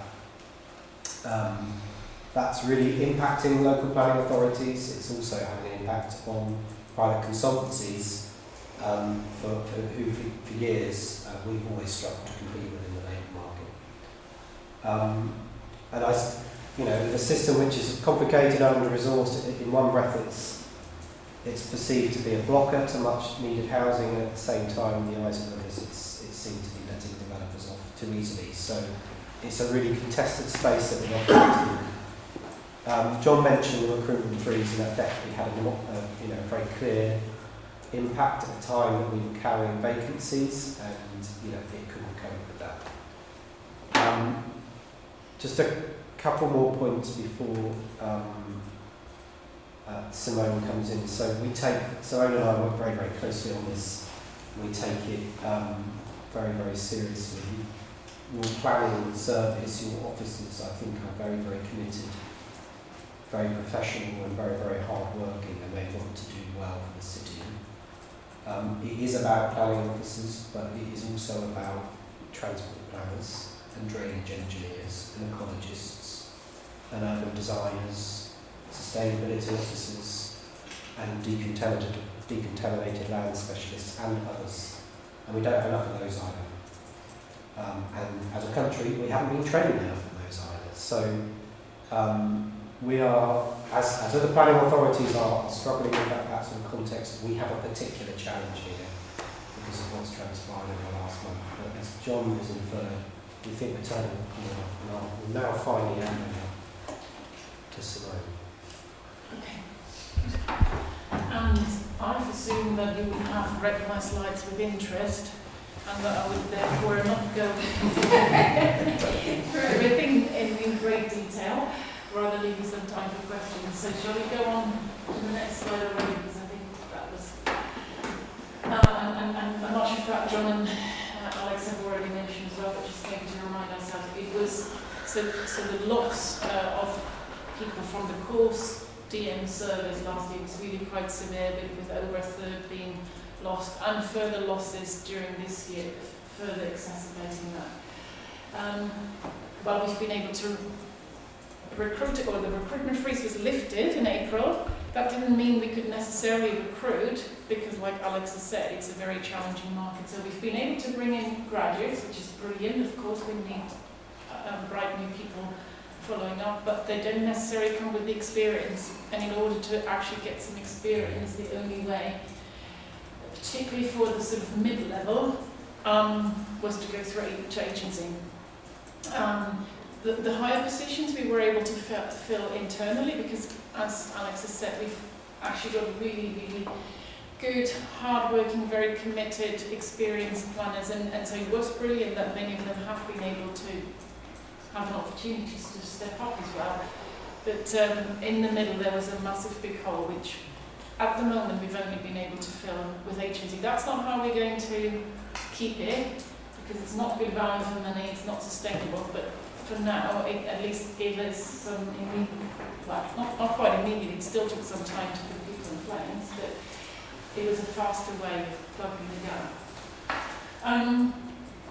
So resourcing definitely a key challenge. The other challenge, though, is also around productivity, which is low. And the key reason why it's low is because there's just too many applications in hand. So it's a bit like a transport system as well. We've just got this massive traffic jam, but more and more is trying to jam into this already congested space, and that's what we're needing to unlock. And that in itself will drive up productivity, because with at the moment we've got what's technically called a lot of failure demand, lots of people chasing, when do we get our decision, lots of complaints, lots of FOIs, lots of really actually annoying things, which is hard for the officers as well. And so by clearing the backlog, the productivity should automatically go up quite a bit. The other thing to note is, so far we've been, I think there's partly a steer, partly I suppose what as humans we tend towards anyways, of wanting to be helpful, wanting to negotiate so we can get to a position where we can approve, but actually that means the time you take on individual applications longer and longer and longer. And there was also the reverse spiral, so to speak, of because we didn't have the resource, pre-app was stopped, but that actually is also a downward spiral, because it means that stuff comes in not good enough a state to then approve. So moving on swiftly, again, as already briefly... Sorry, can I ask a quick question on that last slide? What does insufficient fund loading? That's what I was just explaining around the pre-app, that not enough is sorted out before the application is submitted. Right. So what we want is the application to be as good as possible, so that it can sail through smoothly. So if we move on, so the key thing that we did first was around bringing in the extra resource, because otherwise we would also have risked losing even more people. So we really needed to make sure we bring in the extra people. And in addition, we've also started doing work to address the productivity challenge. How can we make it faster without... I keep telling them it's about, we need to work smarter, not harder, because they're already working really, really hard. And I rather need to make sure they feel very valued and recognised and looked after, otherwise we'll lose even more people. Right, so shall we move on to... So, as already recognised, we are seeing some improvements. The unallocated cases has substantially peaked. We've seen around 25% reduction now against the high point. The rate of decrease is also accelerating, but it's too early at the moment to say how far can we actually push that acceleration. But we're keen to be really ambitious about it and, you know, and get it as fast and as far as we can. The other key risk I felt I have to point out to you is that we can be almost certain, or we can be certain that there is a risk that we might get designated by the Secretary of State into special measures, and unless we can by then plead a really good case that we're really on top of getting the improvements sorted, that basically it would mean introducing the ability where developers can go directly to the planning inspectorate and get their applications consented there, which I would say is not absolutely not what we want, because it just How realistic is that risk? it's hard to tell. I think that's really difficult to do. What I would say is that apart from a handful, I would say that every local planning authority in this country is struggling at the moment. It is particularly acute here. If we were not here today presenting to you and working on an ambitious action plan to approve it and just getting on with it and the backlog growing, we would be at risk of that. But what's important is that we're able to demonstrate that we're improving it. So if we were blind to the risk, we were conscious of the risk, and we weren't improving it, I think that risk could well materialise. Absolutely, but we're looking to improve it. So. Having sat on the other side until about 6 months ago, where we all at the planning inspectorate thought, well, it's unlikely, not many had been designated by then. Well, it then happened again. So I think there is a more serious risk that certainly the current Secretary of State is more prepared to do it. So we do have to take it really seriously. Shall we move on? And so here I just gave you some numbers around how it's been moving since. I could have gone back further because this had been growing for all over the last financial year, and at the same time the numbers in FT going down. So there's a very clear correlation, of course. I think the good news of this morning as well is that the application is 26 weeks old, which until the end of last week looked like maybe it's just stagnating. It's actually started to come down now as well, and I expect that to come down more quickly because that is a key area where we're focusing, because that is a big area of risk. To have such old applications sitting around. And the other good news is that I'm confident now that by the end of November we'll be below April's levels, which I think is actually quite an achievement given that we still had so much disruption and so many people leaving, which then often requires reworking. Last question, just on full-time equivalents. I think in the slides you talk about we're taking on quite a few graduates. Yes. Now, I'm not doing them a disservice, but I also want us to be realistic in our expectations. So if they graduate, they're learning, really. They're getting up to speed. So how many more did we take on? Because we've obviously gone from 23.7 to 26.9. So that would tell me that we've taken on about 3.5 FTEs, or is there more than that? Well, we've taken on, I think, 7 or 8 graduates. So actually, you're absolutely right, because basically we've swapped a number of experienced people for much less experienced people as well. But what you can also see by looking at the line at the bottom is that we've taken on a lot of temporary resource, both through agency as well as consultancy, which gives us more experience, but is as a our lot graduates more gain the experience as well. but is a lot more expensive. Yeah, of course. And hence why in the next phase, so to speak, we now need to shift how can we wean us off that temporary resource again because it's too expensive. Yeah, which is only why you say you want more graduates and other things. Well, how can we make ourselves sufficiently attractive so we can also attract experienced people as well on a permanent basis, or at least fixed long-term, fixed term. Shall we move on? Actually, this was one I wasn't going to dwell on too much, but if we speak on two more, basically what that previously one was saying, if we just carried on with the historic or productivity would take forever, well, 2 years, far too long in my mind. If we go on another one. So this is really what we're aiming for, the accelerated path, where ideally we would see the green line is where you remember what I said earlier around it's about also how much congestion there is in the system. The green line is when you then have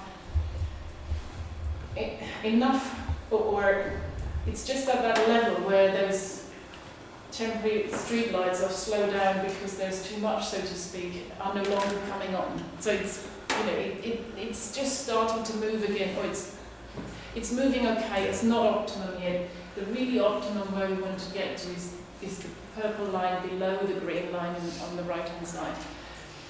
And so, you know, by spring we definitely want to hit the green line, and then a month or two later the purple line. What's hard to tell is, you know, will we be able to achieve it, because this is quite ambitious, and in order for that to happen we can't lose any more people, which again I can't, you know, guarantee whether that might be or might not be the case, but I'm reasonably optimistic that it should be achievable, or that at least it shouldn't be that much later. But yeah, as I said, there is still a number of variables in this mix, and you know, we can only do the best we can in trying to make this happen. Shall we move on? So this is just this sort of summary, bullet pointed summary in terms of what we're doing by December. And just continuing in this theme, there is on the one hand about resourcing and making sure that we've got the sustainable resourcing in place, whereas I said earlier, the focus is now shifting on how can we make it sustainable, how can we attract more permanent people, and in parallel, and probably increasingly so now, shifting our focus to increasing productivity, particularly because there is also a recent change that's happened that you may or may not have picked up on, in that the central government has brought forward the fee increase from 6th of December, which is, I suppose, good news, but it also comes with it in terms of higher expectations of what we deliver, and therefore it really means for us that we need to bring forward the date of when we have, in parallel, have to start a better service for new applications. So do you know what the new fee is going to be? It's a 35% increase for majors and a 25% increase for non-majors. And you know, within that there's lots of different tiers. But yeah, shall we move on? I'm happy to go into any more detail on that. I think we've read, hopefully, we've read most of this, so it would be good to get into the questions. Well, Tim, do you want to go first, and I'll go after you. Have you got, are we at the end now? Because you had a whole load of graphs about different time scales for getting Yeah, no, I into- skipped them because in a way they were just sort of scenarios on a theme. Well, but you one can go back of to them if you like. part of my question was going to be about those time scales, but Yeah. to me, this is an absolutely classic scenario that you could teach in universities about why austerity does not work.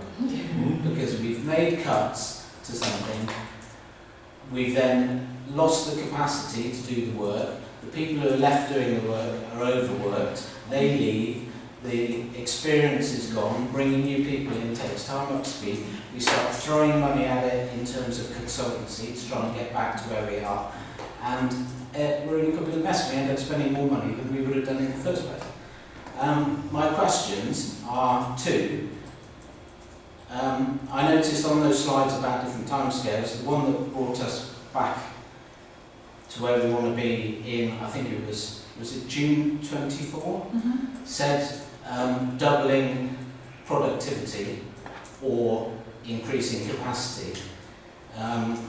Given that you've said people are working really hard already and you'd like them to work, I mean, is doubling productivity even a possibility, or are we talking about bringing more people in to do the work? I think it's a mixture. And the doubling productivity was in relation to that most aspirational scenario. Yeah. And interestingly, because we published some slides like 10 days or so ago, and then we did some updated slides last Friday, so we could see also how things moved on. And what we were able to do was in that time calculate what our productivity had been. And interestingly, in that time, the productivity was 0.48, I think, which was not double, No, but it was substantially better, a lot better than what it had been. And so what it meant that in order to still achieve the by March or April, actually you have to do more than double for the remaining period, or bring more people in. At the same time, I think I thought it was encouraging that the increase had already been so much higher than what it historically had been. Is it realistic? I think... I mean, we obviously have a budget in March. Yeah. Presumably you're putting in to that budget what you feel you need in terms of staffing in order to get back on track. Absolutely. But we also have got this financial year to master first still. And while we're on the one hand getting an increase, there has also been a trailing off of applications, and actually just balancing that financial side is quite tricky, and why it's so important to make sure we get to. If I may just add a couple of bits on this point. So, there wider economic conditions, will have an impact on the number of applications we receive, and so that will have an impact on fee income for all local planning authorities. Bringing forward fee income increases, because it was due to be in March and end of March, will help. I think it's important to recognise that it comes with a bit of a sting in the tail around the risk of refund. So that's what Simone, you mentioned in terms of raised expectations. It's not ring-fenced funding. So there's no obligation on the council ensuring it goes to the planning board. So can I ask one further question on that? So when we decided to implement the freeze in last year's budget, did we include a warning on what the likely impact of that freeze would be, and has what we thought the impact would be come to be, or did we think it would not be as drastic as what's happening? So I'll follow on from here then. I think so it was a general council-wide recruitment freeze, as you probably recall, towards the end of last year, wasn't it? 22. That was in response to really significant in-year pressures, which came out as the inflation position really sort of took hold. And it was applied across the board. At the time it was introduced, I was sending in a budget scrutiny session, I think it was, where it came out, where Councillor Channing flagged, a bit like the introduction you just gave, Councillor Remington, about the impact it would have on services in general. We didn't pick out planning or anything else in particular. Just speaking personally, the impact that it's had in planning is as stark as we've seen it. I mean, it's had real impacts on the roads. I don't know so much about children's, adults, safeguarding. There's been implications across the board, but speaking from a GNR basis, certainly the impact on planning has been more significant than anywhere else. The thing about it is you have very clear numbers that you can see, don't you? So you know how many you can process in the time. Other areas like children's services, you can't necessarily see the impact on child's mental health. No, indeed. So it just drops straight through. The other thing, as Simone and Alice have both talked about, is we have been out of that for some time now, but a couple of things have happened. It is really hard to get people from externally. A lot of the processes we've gone with appointing people internally, which actually just causes more churn around internally, and then you're not bringing additional people in. So it's a combination of things. It definitely had a significant impact, but it's taken a long time to turn the tap back on effectively, so that we're actually getting additional resource in, and it's a really difficult market. So as part of the work that Alex and Simone are doing, we're looking at all of that, because we're going to have to do things differently to get different results, I think, honestly. So the final point then, in terms of when we reach a point where we want to be, will that will presumably depend on numbers of applications coming in and that kind of thing, but also on what allocation you get next year in terms of staffing budget. So that needs to be flagged up somewhere that if we don't get sufficient numbers in to do the work, then we could be going through this problem again next year. We definitely need some realism there in those assumptions. And I think the other thing is that where we need to make sure that, and I'm not sure whether that is the same in other service areas, but I think why it's difficult in planning is that there is a buoyant private sector out there that we're competing with, and where people have to go elsewhere, and therefore we need to make sure that that we can offer an attractive package with which we can attract people, and I think there are some difficult decisions for us to make. Can I just interject at this point? Is Bristol City Council the only council in Wetgate that doesn't pay planners professional fees? Not the only one as far as I know, but there are certainly two others who are. Which means that our planners might well migrate to yes. other... And we've definitely lost some to them. So, Emma, then Mark.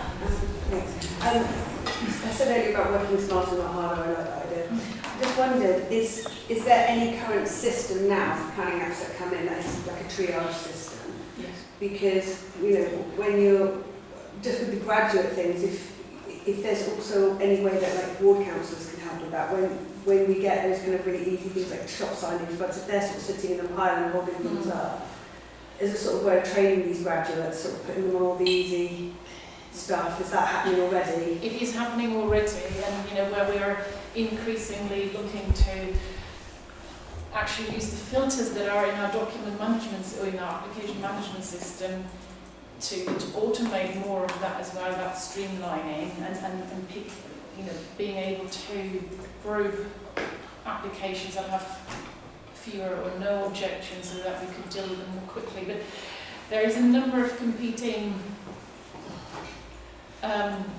pressures in a way going on, because on the one hand, yes, we would like to fast track those easier ones and get more numbers out of the system quickly, but at the same time we then have other applications which are high risk for other reasons. So for example, because the other thing is that if an application isn't dealt with for the non-majors within 8 weeks, then people can go and have a non-determination appeal, which again, A, means more work for us, and B, takes the control out of our hands.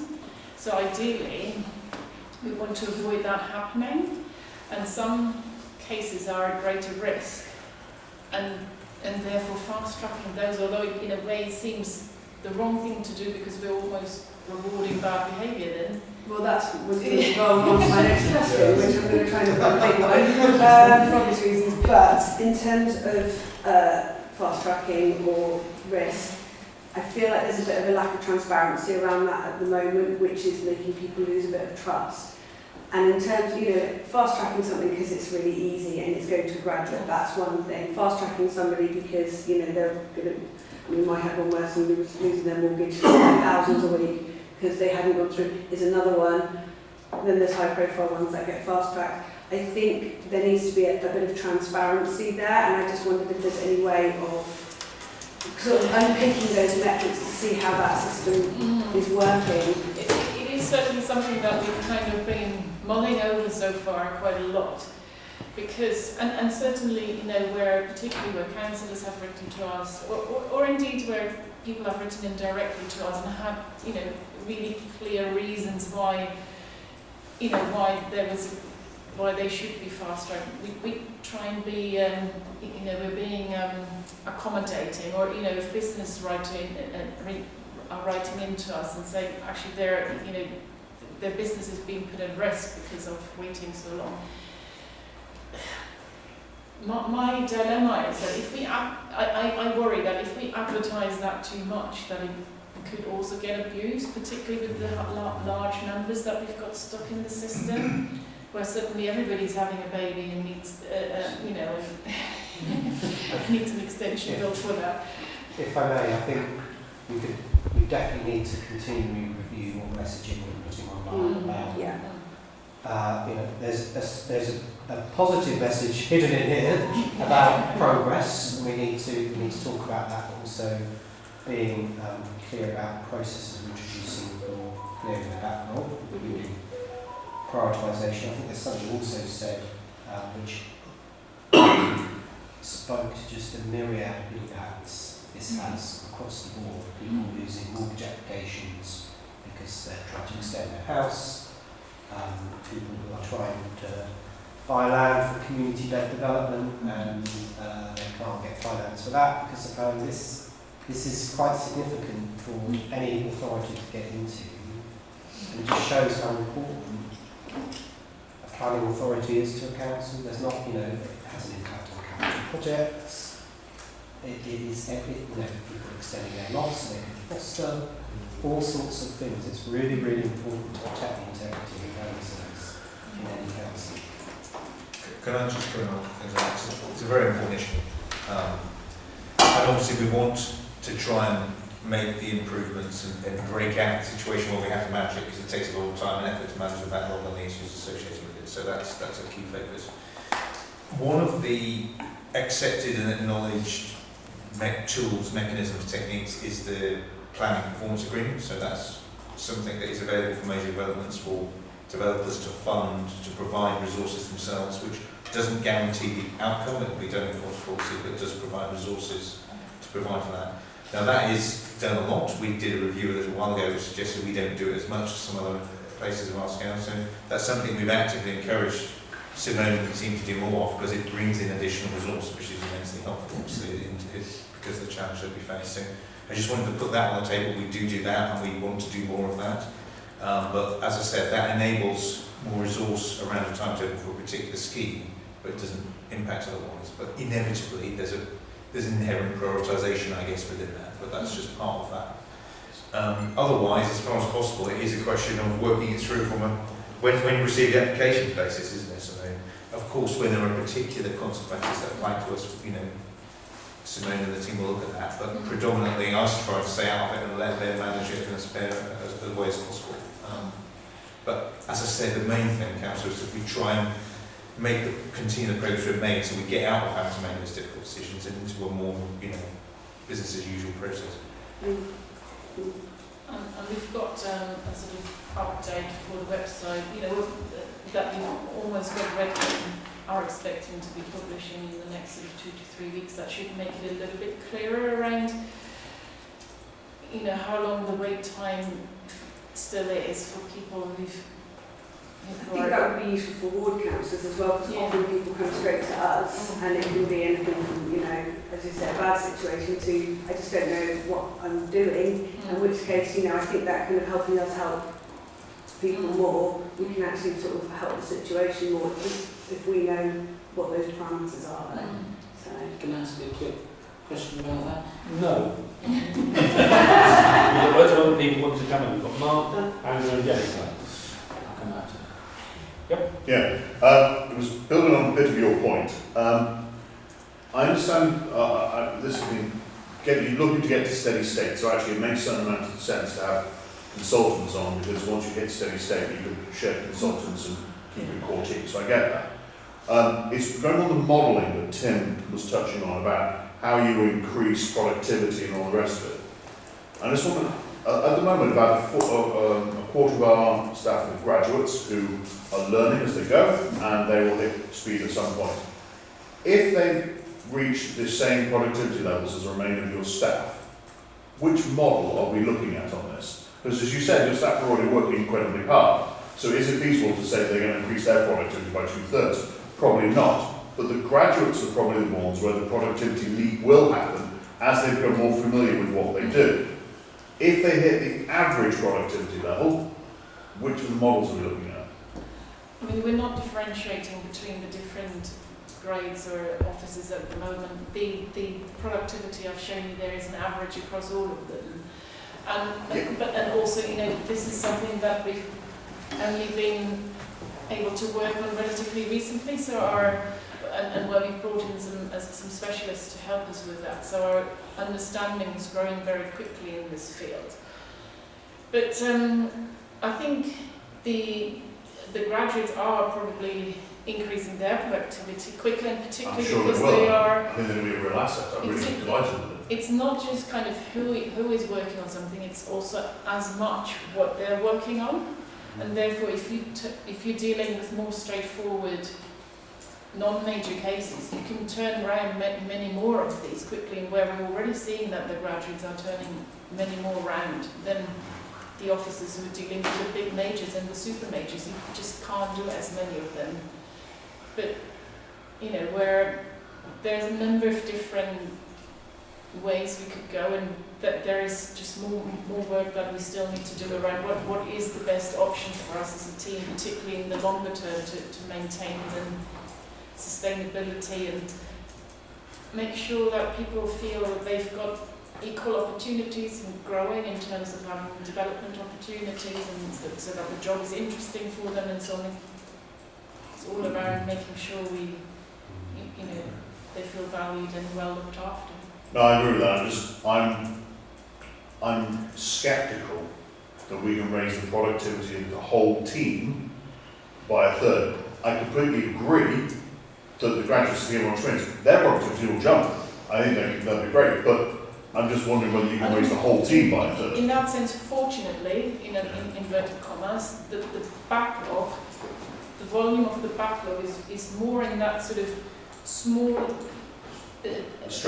more straightforward, what should be more straightforward, and therefore it should be possible that we can actually find ways and put measures in place that enable people to turn them around more quickly while still maintaining quality.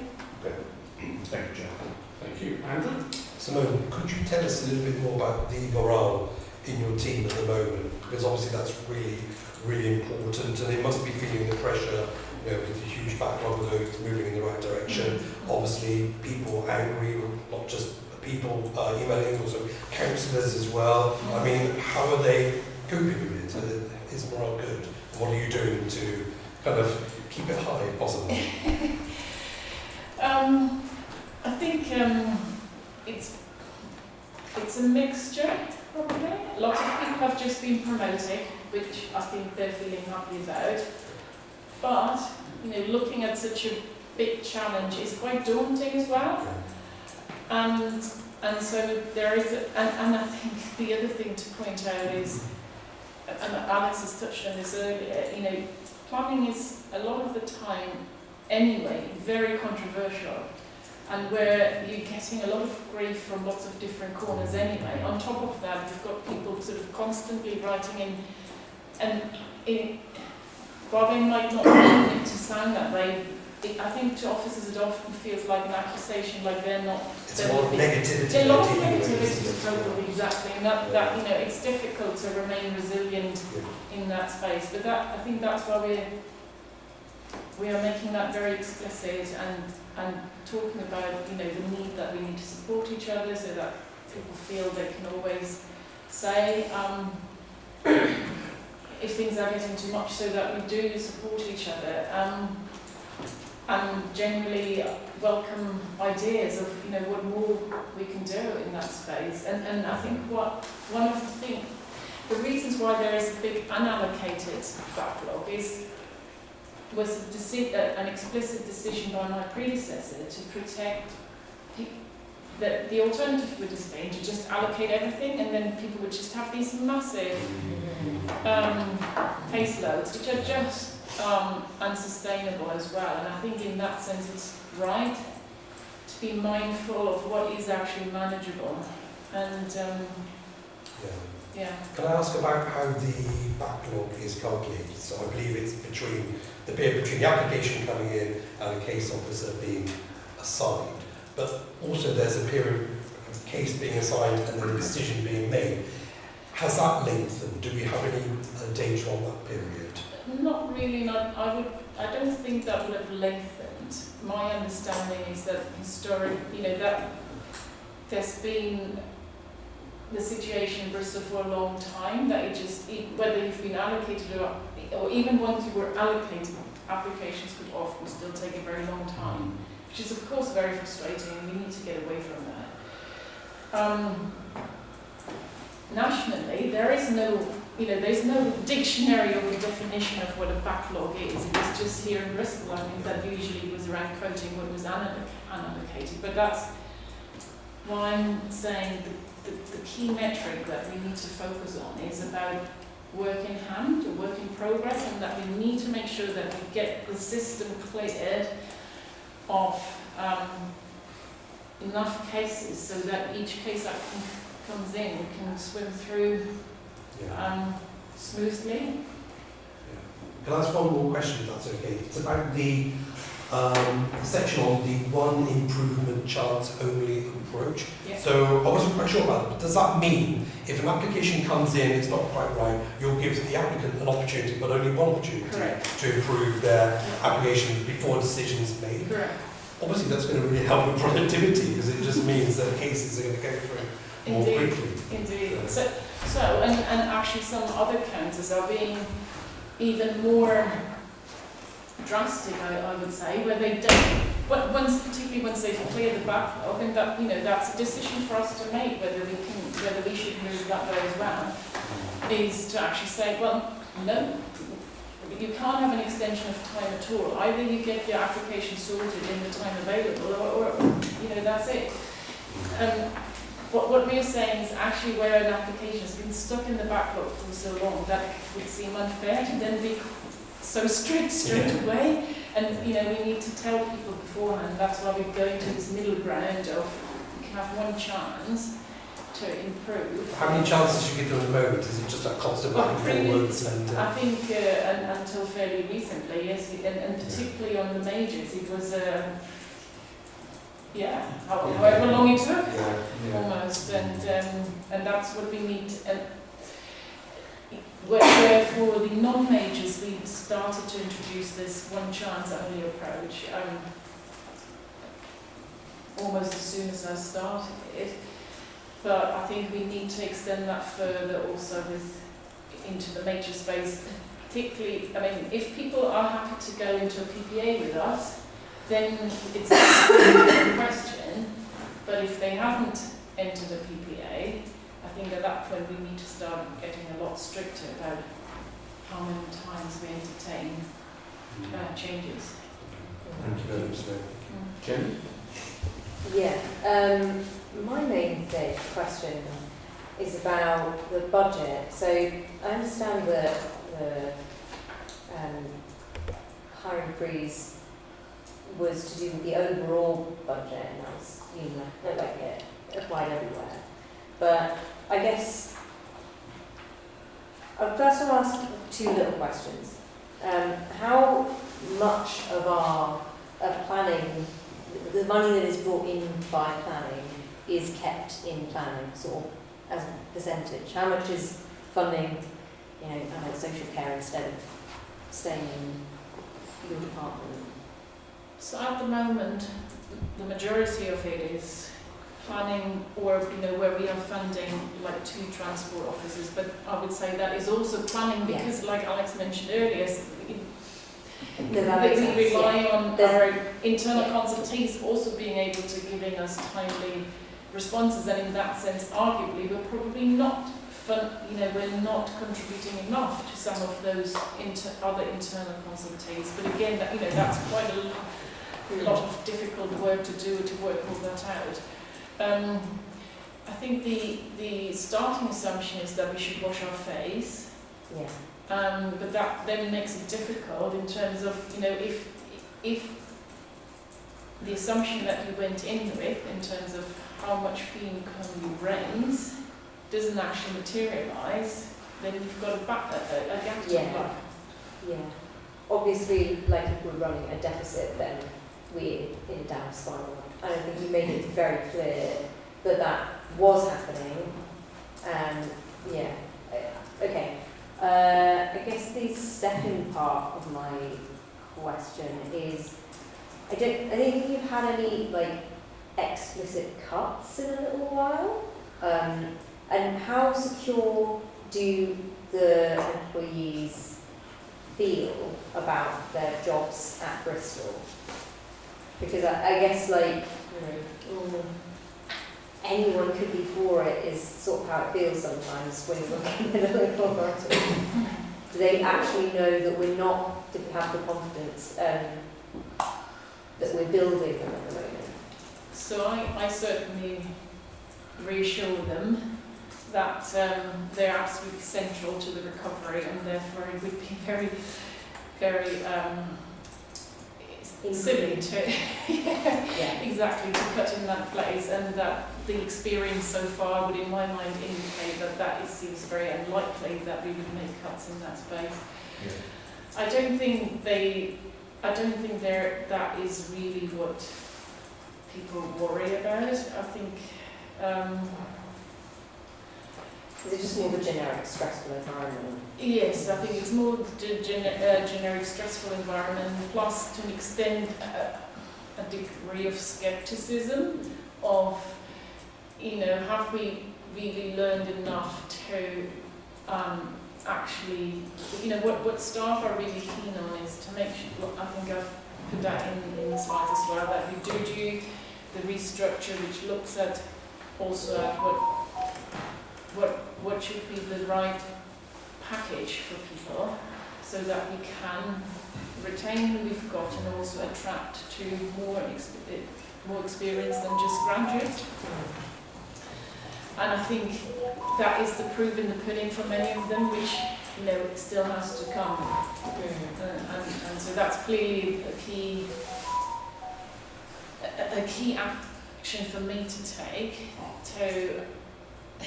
and hopefully where I will then need to get the support as well from elsewhere to get that through. And I think that, so in that sense, the jury's a little bit out on that. Yeah. So I suppose this is just the final bit of if we could do more of some of the work that, say, private consultancies are getting, and we could build our planning department to be sort of a strong, independent, washing its face and able to grow, because fundamentally what having just put the local plan through, I'm very conscious of, is that we need to increase the number of developments. So I'm very keen for us to grow planning as an area. I suppose the question is, I'm fairly confident that whilst you might not clear the backlog by next Tuesday, it's going to happen. It does look like you're travelling in the right direction, as long as you've got that retention. Do you feel like over the next year, 2 years, there will be an opportunity to really double down and make this even stronger, and have you got the ideas how that can move forward? Because I feel like you've alluded to it a bit, but it's not quite concrete. I would say yes, definitely, and I think particularly the key is getting to a sustainable number, a much lower number than Bristol has had for decades. I mean, that was the thing that maybe I didn't. Could we just bring up the slide, anyone with the graphs? If you see how that purple line on the left was so much above the green line for evidence, so that was started in 2022, but actually if you'd gone back further, it would still have been like that. And that's what, people feel and remember as well. Not just internally, but also our customers outside. So there is a lot of work that we're having to do also in this sort of softer space around culture and bringing people with us and convincing them that actually we can get to this place, but I'm absolutely confident that we can.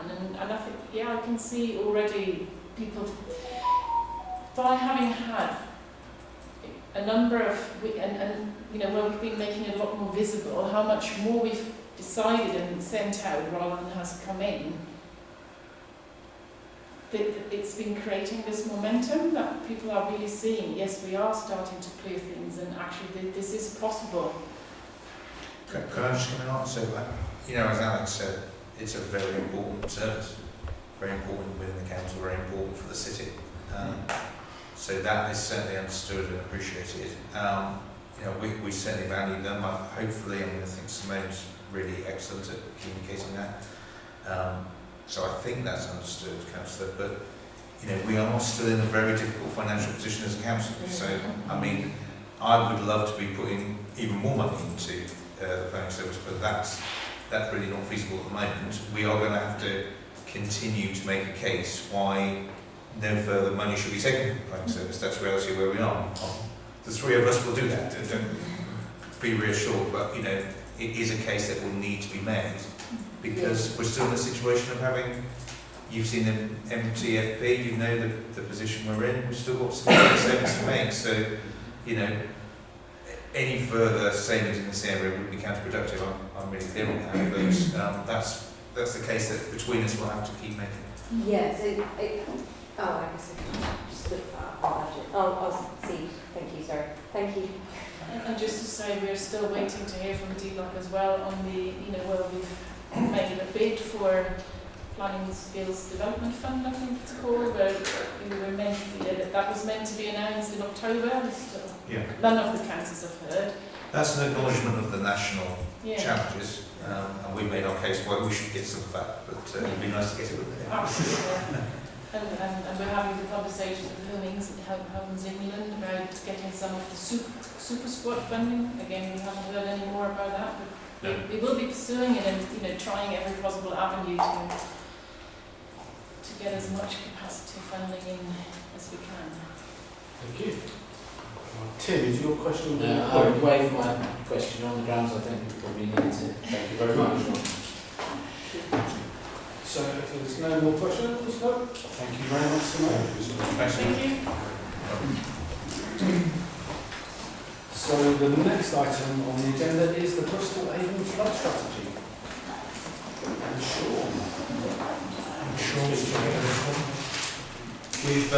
Chair, we've been here a few times talking about this. We're at quite a key moment though, so it's good to have Matt and Sean here. So we're at the point of the outcomes and Councillor Peter. So a key moment of that coming forward to Cabinet in January. Councillor Peter, want to say anything? No, I'm hoping Scrutiny the programme constantly in our lives for the last years. Really interesting to hear the questions. Obviously, it's been a long continuing to the next administration as we go into the full business case and the detailed planning, so I think it's just a really important issue. So we want to do Sean's done some slides. Do you want to just give an quick overview? Yes, please. Mr. Jones. Sorry. That's the one. We can start with next one if you like.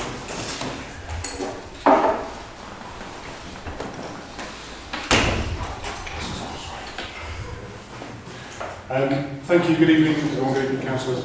A brief overview before moving to questions, of course. If we could jump on to the next slide, please.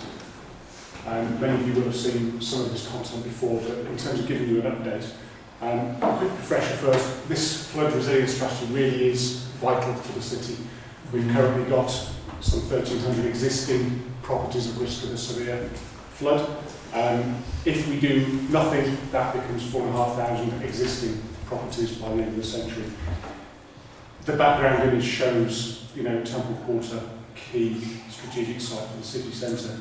On the left-hand side, if we do nothing, that's the forecast flood impact by the end of the century. On the right-hand side shows a protected area, of course. And what we experience right now is that flood risk is constraining development. So defence infrastructure is a prerequisite to enable the city to follow its ambition. And really, really vital that we safeguard the resilience of the city region. Actually, it's more than just the city, it really is the city region. If we could jump on to the next slide, please. Sorry, Sean, can I just come in on one point there, because I'm noting who's in the room in terms of local plan working group members. Obviously, our entire spatial strategy is one of urbanisation and building the brownfield in the city centre, and so it just cannot be overlooked just how intrinsically linked the delivery of this strategy is and our ability to deliver a local plan. That they are sort of two sides of a coin, as I'll pause there, but just to kind of root us in, that those are the discussions we have all the time about avoiding green belt development and building in as many brownfield locations as we can. No worries, thank you. So the strategic approach for the flood strategy is that we provide a solution that works for Bristol year-round. So clearly we're not at the threat of flood every day, thank goodness. We need a legacy use, we need day-to-day use for these defence works. So listed out there, I won't read through all those, but there's a real opportunity to activate with the frontage throughout the city centre, and that brings with it all these sort of opportunities. And key there, top right, enabling them to look to an estimated 13,000 new homes, as Councillor Beach has alluded to. We move on to the next slide, please. Just where we are right now, an indicative timeline here, we're at the start at the top. We're close to presenting the outline business case to Cabinet in January. Following that, we'll then seek Environment Agency approval of that, the technical aspects of that. We move then on to the full business case with an examination of best consenting route. And we're actually going to get this through a planning situation. Notice we've got several local authorities at play here. And then following that, of course, into construction.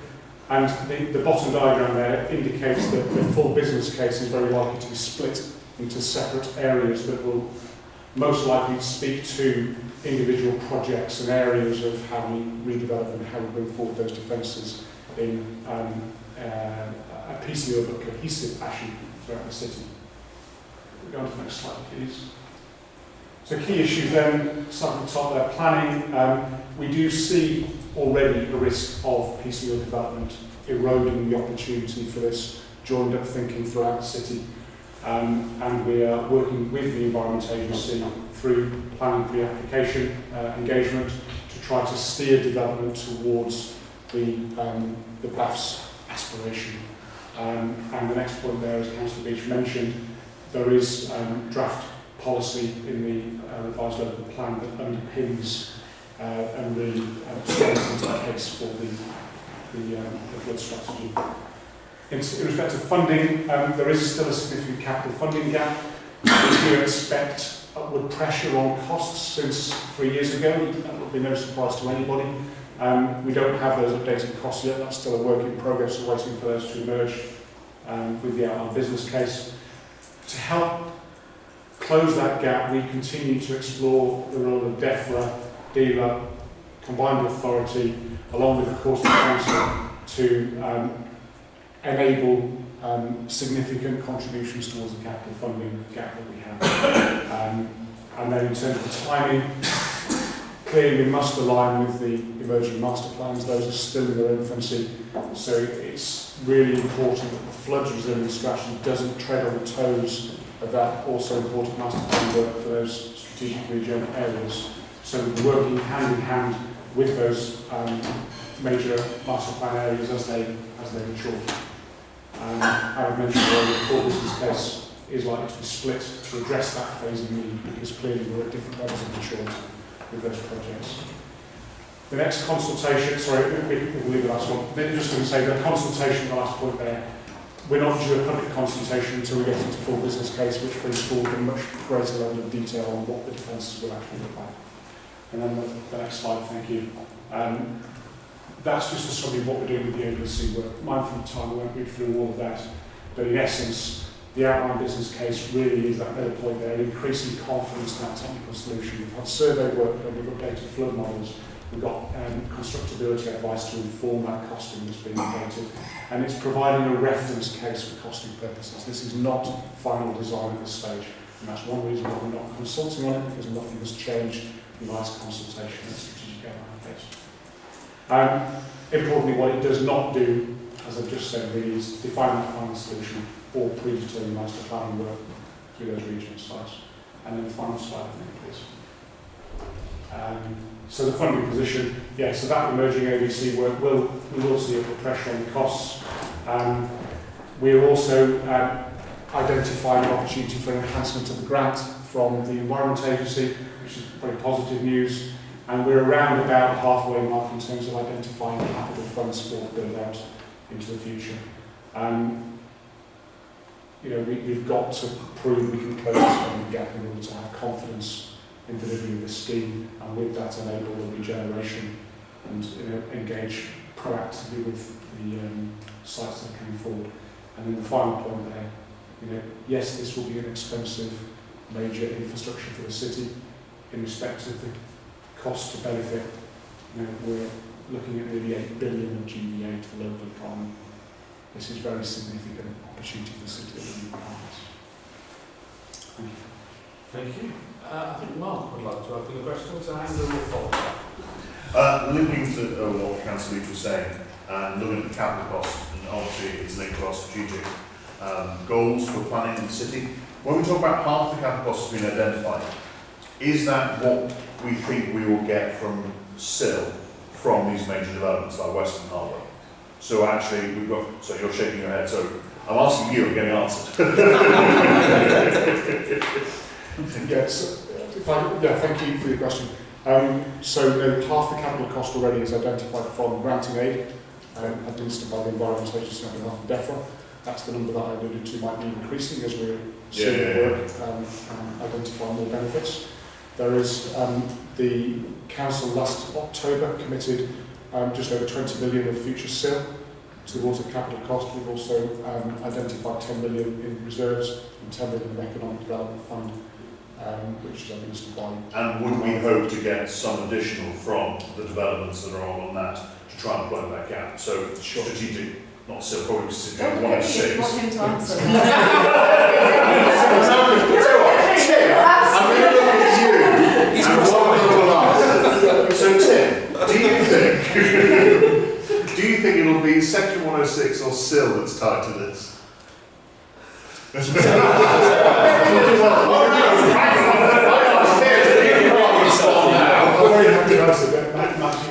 Yeah, so we think it's going to be largely driven by SIL and sort of bespoke negotiations with individual developments, and not Section 106, because it wouldn't meet the tests that are required for Section 106 obligations.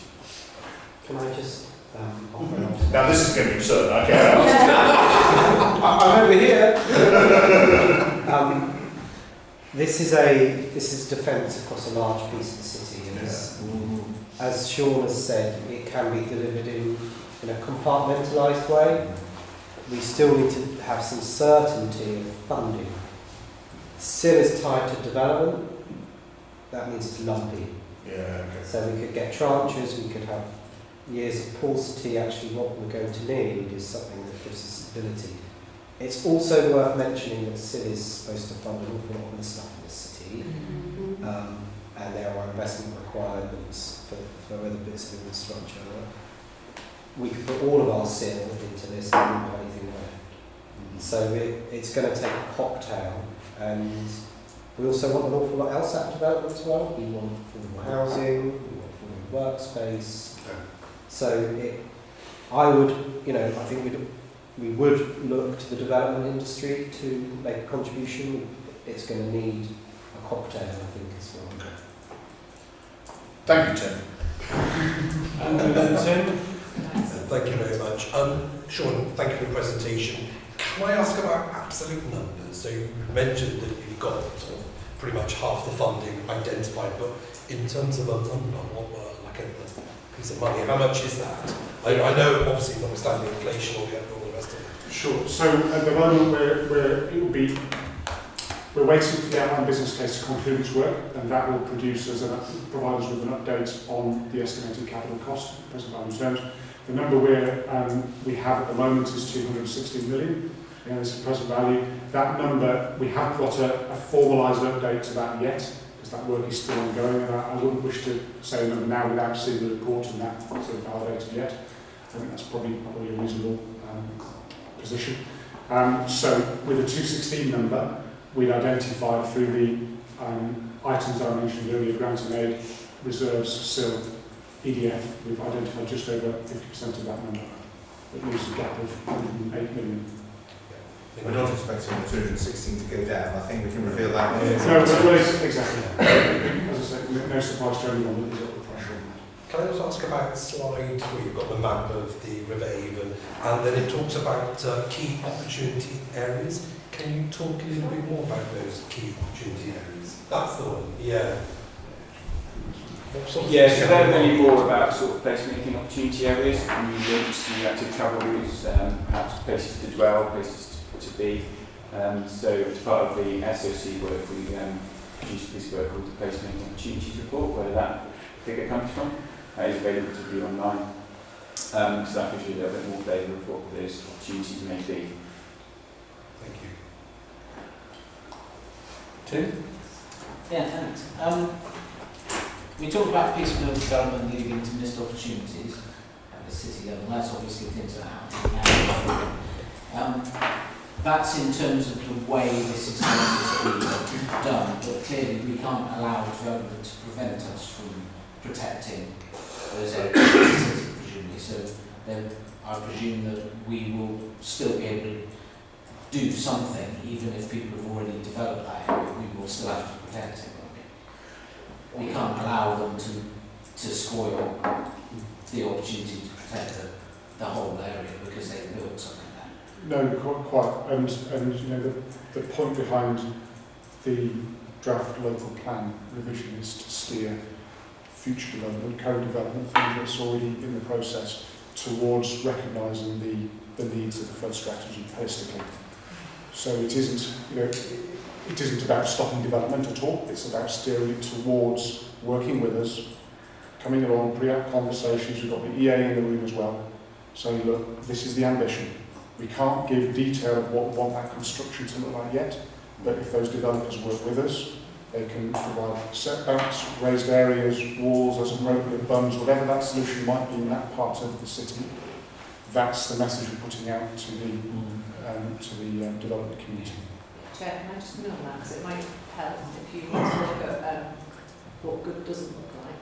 If you ever go to Glasgow and you walk down the river, you can see there when they've done some greenway work in the past, there's a development that goes right up against the river. So as a pedestrian, you can get so far down the riverbank and you have to go in, down the busy road and back to the riverbank. Yeah.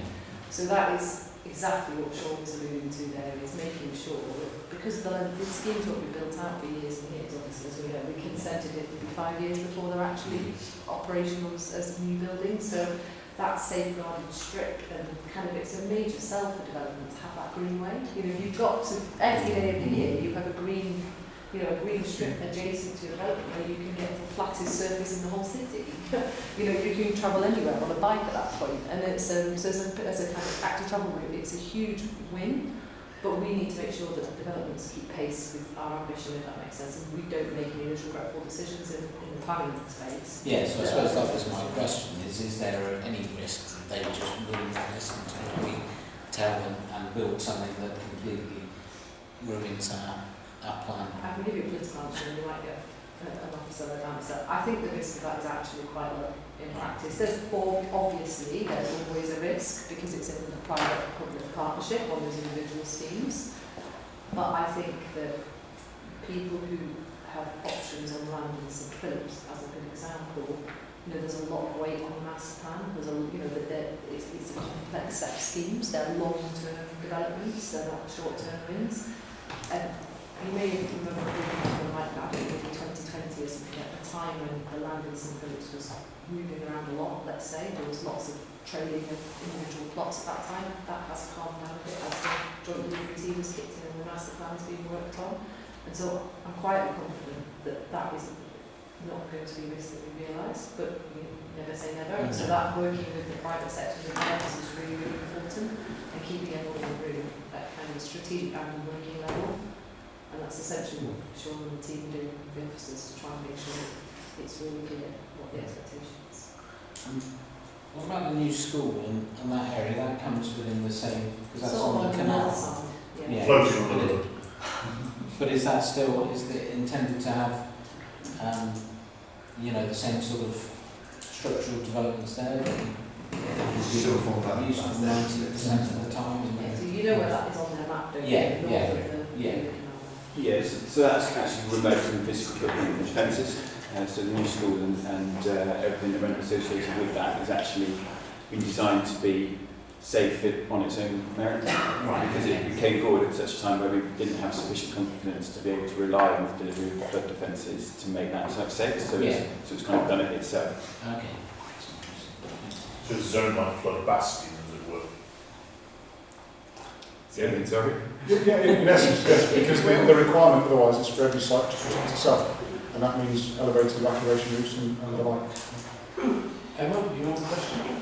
I mean, this looks fantastic, and I can see it's a long-term vision. A lot of this is proactive, it's sort of putting things in place before they're needed, which I think is great.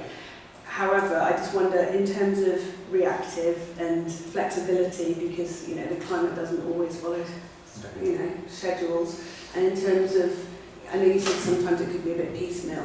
Is there any sort of plan within that for that flexibility of like what can go first if necessary? Is there a degree of flexibility around that if things need to be brought forward? We have a terrible, winter, we find we're flooding ahead of time. Yeah. I think in terms of what the strategy needs to do, we have to ensure as a key tenet there's no detriment caused anywhere by what we install. So if we have a clean sheet, we'd be installing detriment mitigation works first, so we can then build larger flood defences, which will inevitably move the water around. Of course they will, but that's part of the plan. Right. And we protect where that water would otherwise move to. So we have to do detriment mitigation first. But to your point about things change, things may have to come forward. We will be guided by when it's possible to build out in certain areas, on the proviso that we're not going to cause detriment at any point. And if a flood, God forbid, happens in the near future, then clearly the political environment changes. Perhaps we get a cash injection towards those capital gap costs, but no one would ever wish that, of course. But the phasing is a key part that's got to be looked at at the next level of detail, when we'll know a little bit more about the master plans, and know a little bit more about the constraints on phasing and how those master plans are going to be delivered. And I think it's perhaps beyond a very high-level statement about no detriment, so that we do that first. It gets very hard to say what will go at what time, because we've got to be given by when things come on stream in respect of the region areas. Would there be any prioritisation of existing properties and transport routes within that, though? I suspect that's practically, without having the detail behind, to be able to answer that in great detail, I think the practicality of that is likely that it'll be some and some. So clearly, there has to be order to things, a hierarchy of where we protect and when we protect it in terms of the build-out. So it won't be a case of let's protect the transport infrastructure first, because that won't be just this little run here. It'll be bits here and bits there. Before we do that, we've got to do detriment mitigation. So I think, while I appreciate the question, I don't think it'll be quite so straightforward in a practical sense to respond as maybe that logic might imply. Can I just follow up, because one of the things you talked about is doing the harbour gates quite early. That's an example of that. As an example, something that would be brought forward and would benefit things more quickly. So Yeah. it's still part of the plan. There could be an opportunity to look at Harborgate replacement early doors, but of course they've then got to be stitched in with everything else. You can't build half a flood wall. Sure. Thank you. So I've got a quick question before Andrew comes in. What sort of modelling scenario are you actually using to design the flood prevention schemes? Is it looking increasingly likely that we're going to be crashing through the 1.5 degrees set at Paris COP? So at what point do we say we need to build a bigger wall? So we're using the same parameters that you are required to use when considering new residential development in planning. So that's looking at a 1 in 200 event, so any given year has a 0.5% probability of happening, and then projecting that forward through 100 years. So 100 years from the date of project construction, 100 years after that, taking the projected sea level and increasing flood flow from that scenario and applying that to define the crest level of these events is now. Although I would also just say that it's an adaptive approach, so we're not planning to do it for 100 years hence now, we would do it for about 40 years hence. And then they design it such that you can just, without sounding too simplistic, plug a bit extra on top because the foundations are already in the ground already to enable you to do that. Right. But to answer my question, what sort of modelling scenario are you actually being used for temperature change? Are you sticking to the 1.5 or are you looking at worst case scenarios? I don't know the answer to my head to that, so we'll have to take that away. But yeah, the temperature rise and how that translates to sea level, off the top of my head, I can't answer. That's huge. Yes. No, just off an observation on this. So we work very closely with the Environment Agency and the modelling that they provide. So and they do update their modelling. You can see the maps in the media in the last year about bits of North Somerset, etc. So they do update their modelling, and that feeds into all of our projects. Thank you. Andrew? Can I ask a quick question about Spark Evans Park? Because it looks as though there's going to be a victim even with the proposed flood defences. So is that being designated as a flood overflow area? Because obviously there's no housing there. Is that part of the plan? Sure answer, yes. Yeah. So obviously there is an active travel route through there, so that answers Emma's question about what transport routes be safeguarded. So obviously that would be cut in the event of a catastrophic flood. Yeah, there would be scenarios in all of our plans whereby some active travel was cut off for a period of hours. Yeah, it's not forever, of course. It would be. Thank you. So does that finish off questions on the Bristol Avon flood strategy? Yeah. Key opportunity. Thank you. So we can now move on to the carefully entitled Bristol Local Flood Risk Management Strategy. Can we move on to the next slide? Sorry, yeah. Thank you. Just wait for this next step here.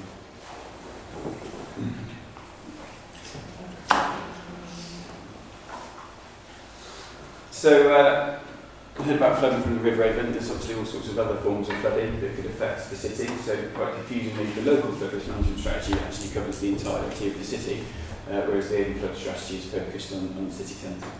Can we move on to the next slide? So, you may remember I was here in March of this year, I think, with an updated local flood risk management strategy. We update it on 4 or 5 yearly cycles. That was approved by this committee back in March and then published on our website in May 2023. Like I say, it looks at all sorts of flooding, but it does have a focus on what's defined as local flood risks. That is smaller watercourses and streams. Surface water is a big one for Bristol, and groundwater. Next slide, next. So you might remember that the way we've designed our local strategy is such that it sort of mirrors the national strategy for England from the Environment Agency. They have 3 national ambitions, and we reflect that in our 6 local objectives. So I thought the best way to go about it this evening was just to give you a bit of an update, using some examples of work that we've done since April, through to today to show how we're sort of delivering against those national ambitions and local objectives. Next slide, please. So the first national ambition, then, climate resilient places.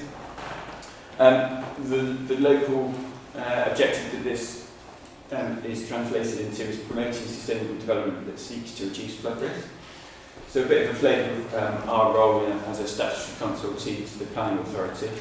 So since April this year, we've provided advice on 127 applications, and of those, where applicable, we've secured an 82% betterment in terms of the existing surface water management arrangements. So for large parts of the city, as you can imagine, a historical city like Bristol, the water just is dumped straight into the sewer and is then pumped all the way to Avon and unnecessarily cleaned, so just rainwater mixed up with all the foul water, and causes all of the overflows that you hear about a lot in the news. We also managed to improve water quality in a lot of instances by using things like permeable paving and other sustainable drainage measures and so forth. Next slide, thanks. So just to sort of bring that to life a little bit, just drawn out a case study. Random sort of application, happens to be one from the university, I believe, just south of the railway. So current situation, you can see on the image on the bottom right there, that it's surrounded by red lines. That's the foul sewer network. It's in reality a combined sewer network, so all the water gets mixed up with foul.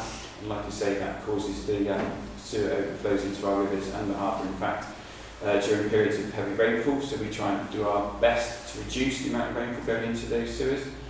So the table at the top there shows that a one-year event, so an event that has a likelihood of happening most years, a typical summer storm, about 60 litres per second would be going straight into the sewer. Developer proposed a reduction of that to 30 litres per second.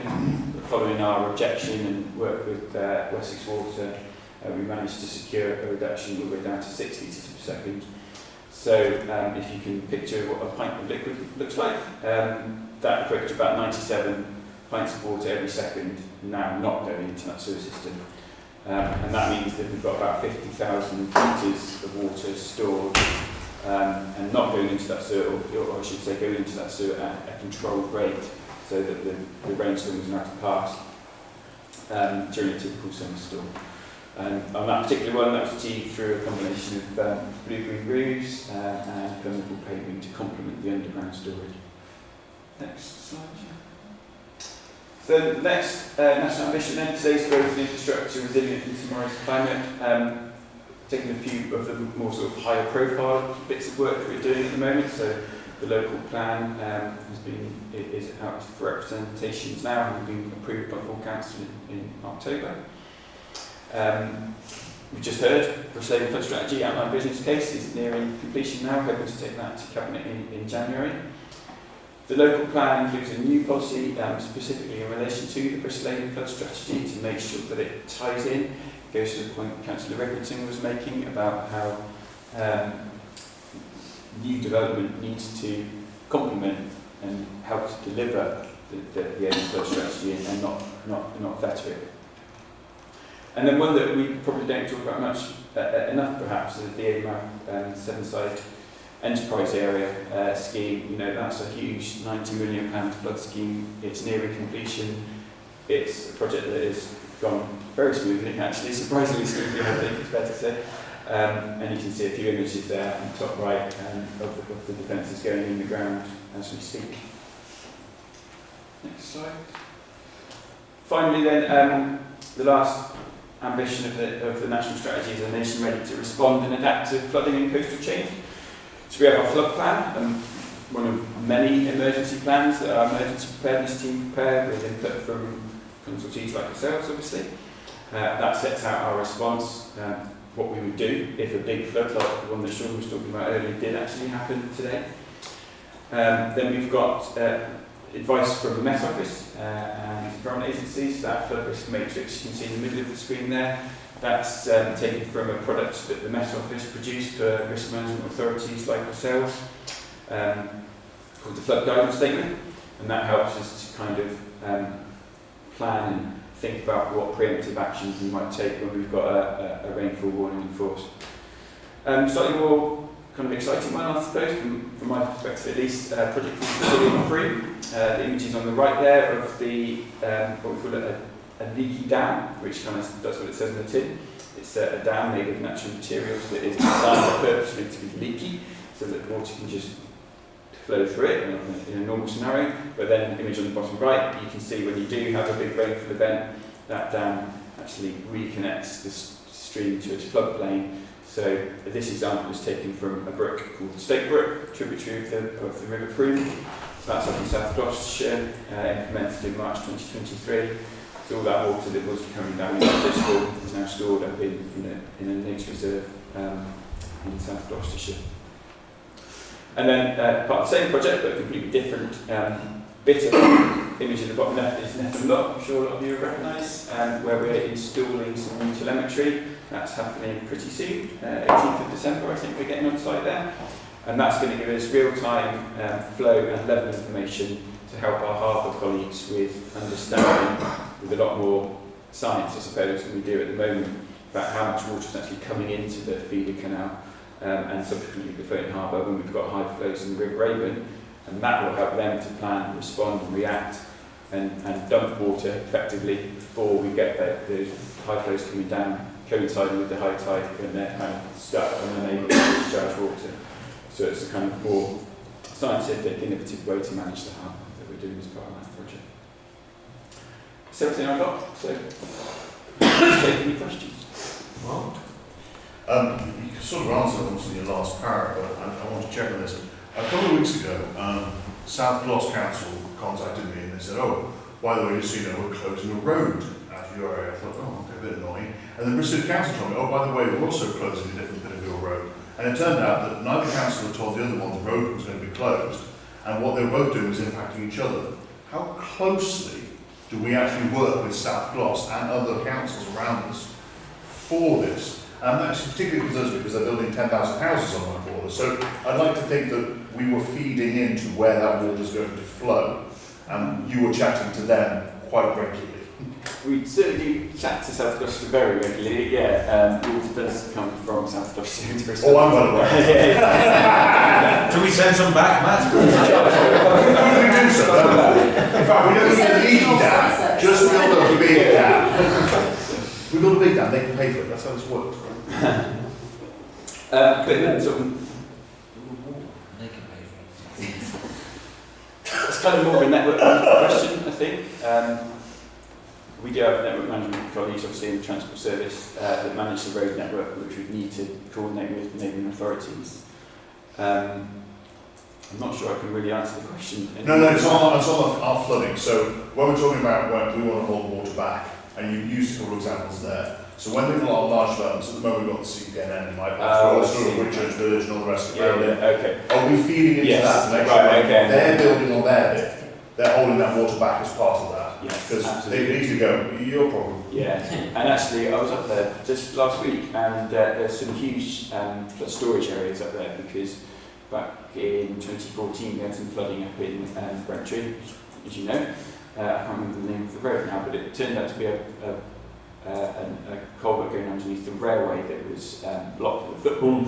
All that water that was coming over the land, which is now CPNN, went over the railway. Now, there's big storage basins, so once you get a similar event now, that water will be stored in those basins rather than spilling over the railway. So yeah, we are getting a bit of a better from CPNN in terms of flood management. Just to reassure as well, there's Matt mentioned about 7 sites, so that's South Gloucestershire led, but that's on the board as well. You're on the board, right? So similarly, Froome they're on the board for that one. So there is a lot going on. We can always improve, of course, but there is a lot of good. And we've got the Environment Agency as well. And we're linking with Baines as well for Whitchurch and that area if anything happens there too. I think the right to identify is sort of regional challenge. Oh yeah, if it rains in there, then we find it because we're at the bottom of the basin. Tim? True. Yeah, forgive my ignorance, I could probably guess, but can you tell me what a blue roof is? So the blue roof is designed to store more water than the green roof. So the green roof will provide you with some storage of water, but typically only about 5 mil worth of rain. A blue roof is more of an engineered structure, which is structurally able to hold that much water on the roof, and then they've got very, very tiny little orifice plates that restrict how much water comes down the rain pipes, so that the water is stored on the roof rather than underground. So not necessarily a flat roof, but it would have to be a flat roof. It would have to be a flat roof. Okay. I don't know if they were like clever tiles that kind of No, held. not that I've seen, no. We should invent that. Yeah, good idea. That's independent. Don't affect my liability though. So I've got one quick question about maintenance of existing culverts in terms of making sure that they can handle the flow of the water that they need to. And that would be based around the example we had in Minor Road where the railway tunnel flooded on boiling wells. Yeah.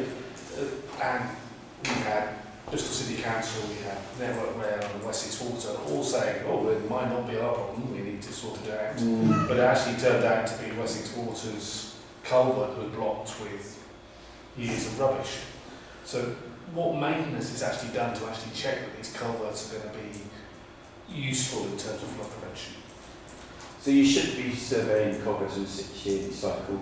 The difficulty, like I say, is that there's so many different authorities that have ownership of these, and sometimes they're disputed in terms of the ownership responsibility.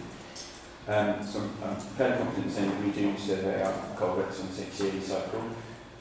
Pretty sure West Water do, but obviously it only takes a day for a blockage to occur, and you're not going to pick it up until you do a survey 6 years later. Or it floods. Okay, thank you. Any more questions? Sure. Thank you, Sean. So the next item on the agenda is the work programme. And we only have one meeting left as part of Growth and Regeneration. And that will be in February. February. Probably forever. Well, sure. 26. 26. Well, we're looking at culture, a strategic transport update, and a growth and regeneration capital programme update. With the possibility of discussing EV charging possibly, John? Sorry, yeah. Oh, yeah.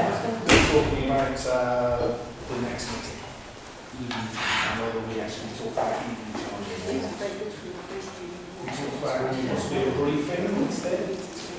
I think the offer was to have it for here if you wanted it. I wasn't sure. So, or a more in-depth briefing, I don't mind. Because I know it's a bit of a hot topic. So we were discussing the bakery in my ward. I want to say we. Sorry, I was distracted by people moving out the door or chairs. It's how we look forward to the phone's pinging on I think, so I've commissioned a bit of work, so I think we can certainly bring it in. Right. I think that'll be my preference. If you have time. Yeah, we could add it to the strategic transport. Do you like it as a separate item or add it to transport? So I know that we're not going to be getting any performance updates or anything like that at that meeting. Or You will, yes, you will get a performance report at that point. And you could have a risk report as well if you want. Mark. Sorry, I noticed just on the to be scheduled, we've got Western Harbour and through Gateway to be confirmed. I just wonder, I don't know, we probably don't need an official meeting on it. Is it possible maybe to get an online briefing? I think that's probably eminently sensible. Just set up, I mean, Mark, John, Rob. Sure, yeah, if that's okay. Thank you. Useful. It could even go to a full members briefing if that's easier, put it on their schedule, but I think they're, considering everything we've just spoken about flooding and economic development and all the rest of it, they're actually two massive We've not projects. got Western Harbour briefing. Tomorrow. Yeah. Tomorrow. That's what from Gateway is what I'm worried about. I suppose the only question would be is that you're not going to have time to add one of those big items to your agenda, are you? No. Anyway. could add something small, and I think huge. It depends how big the EV charging one Well, is going to shall we talk about it at your Leeds meeting? Yes. At our Leeds meeting. be. Yeah. And we'll thrash it out there. Okay. Should we call the track? Well, thank you very much for attending. Everyone. Thank you. Thank you.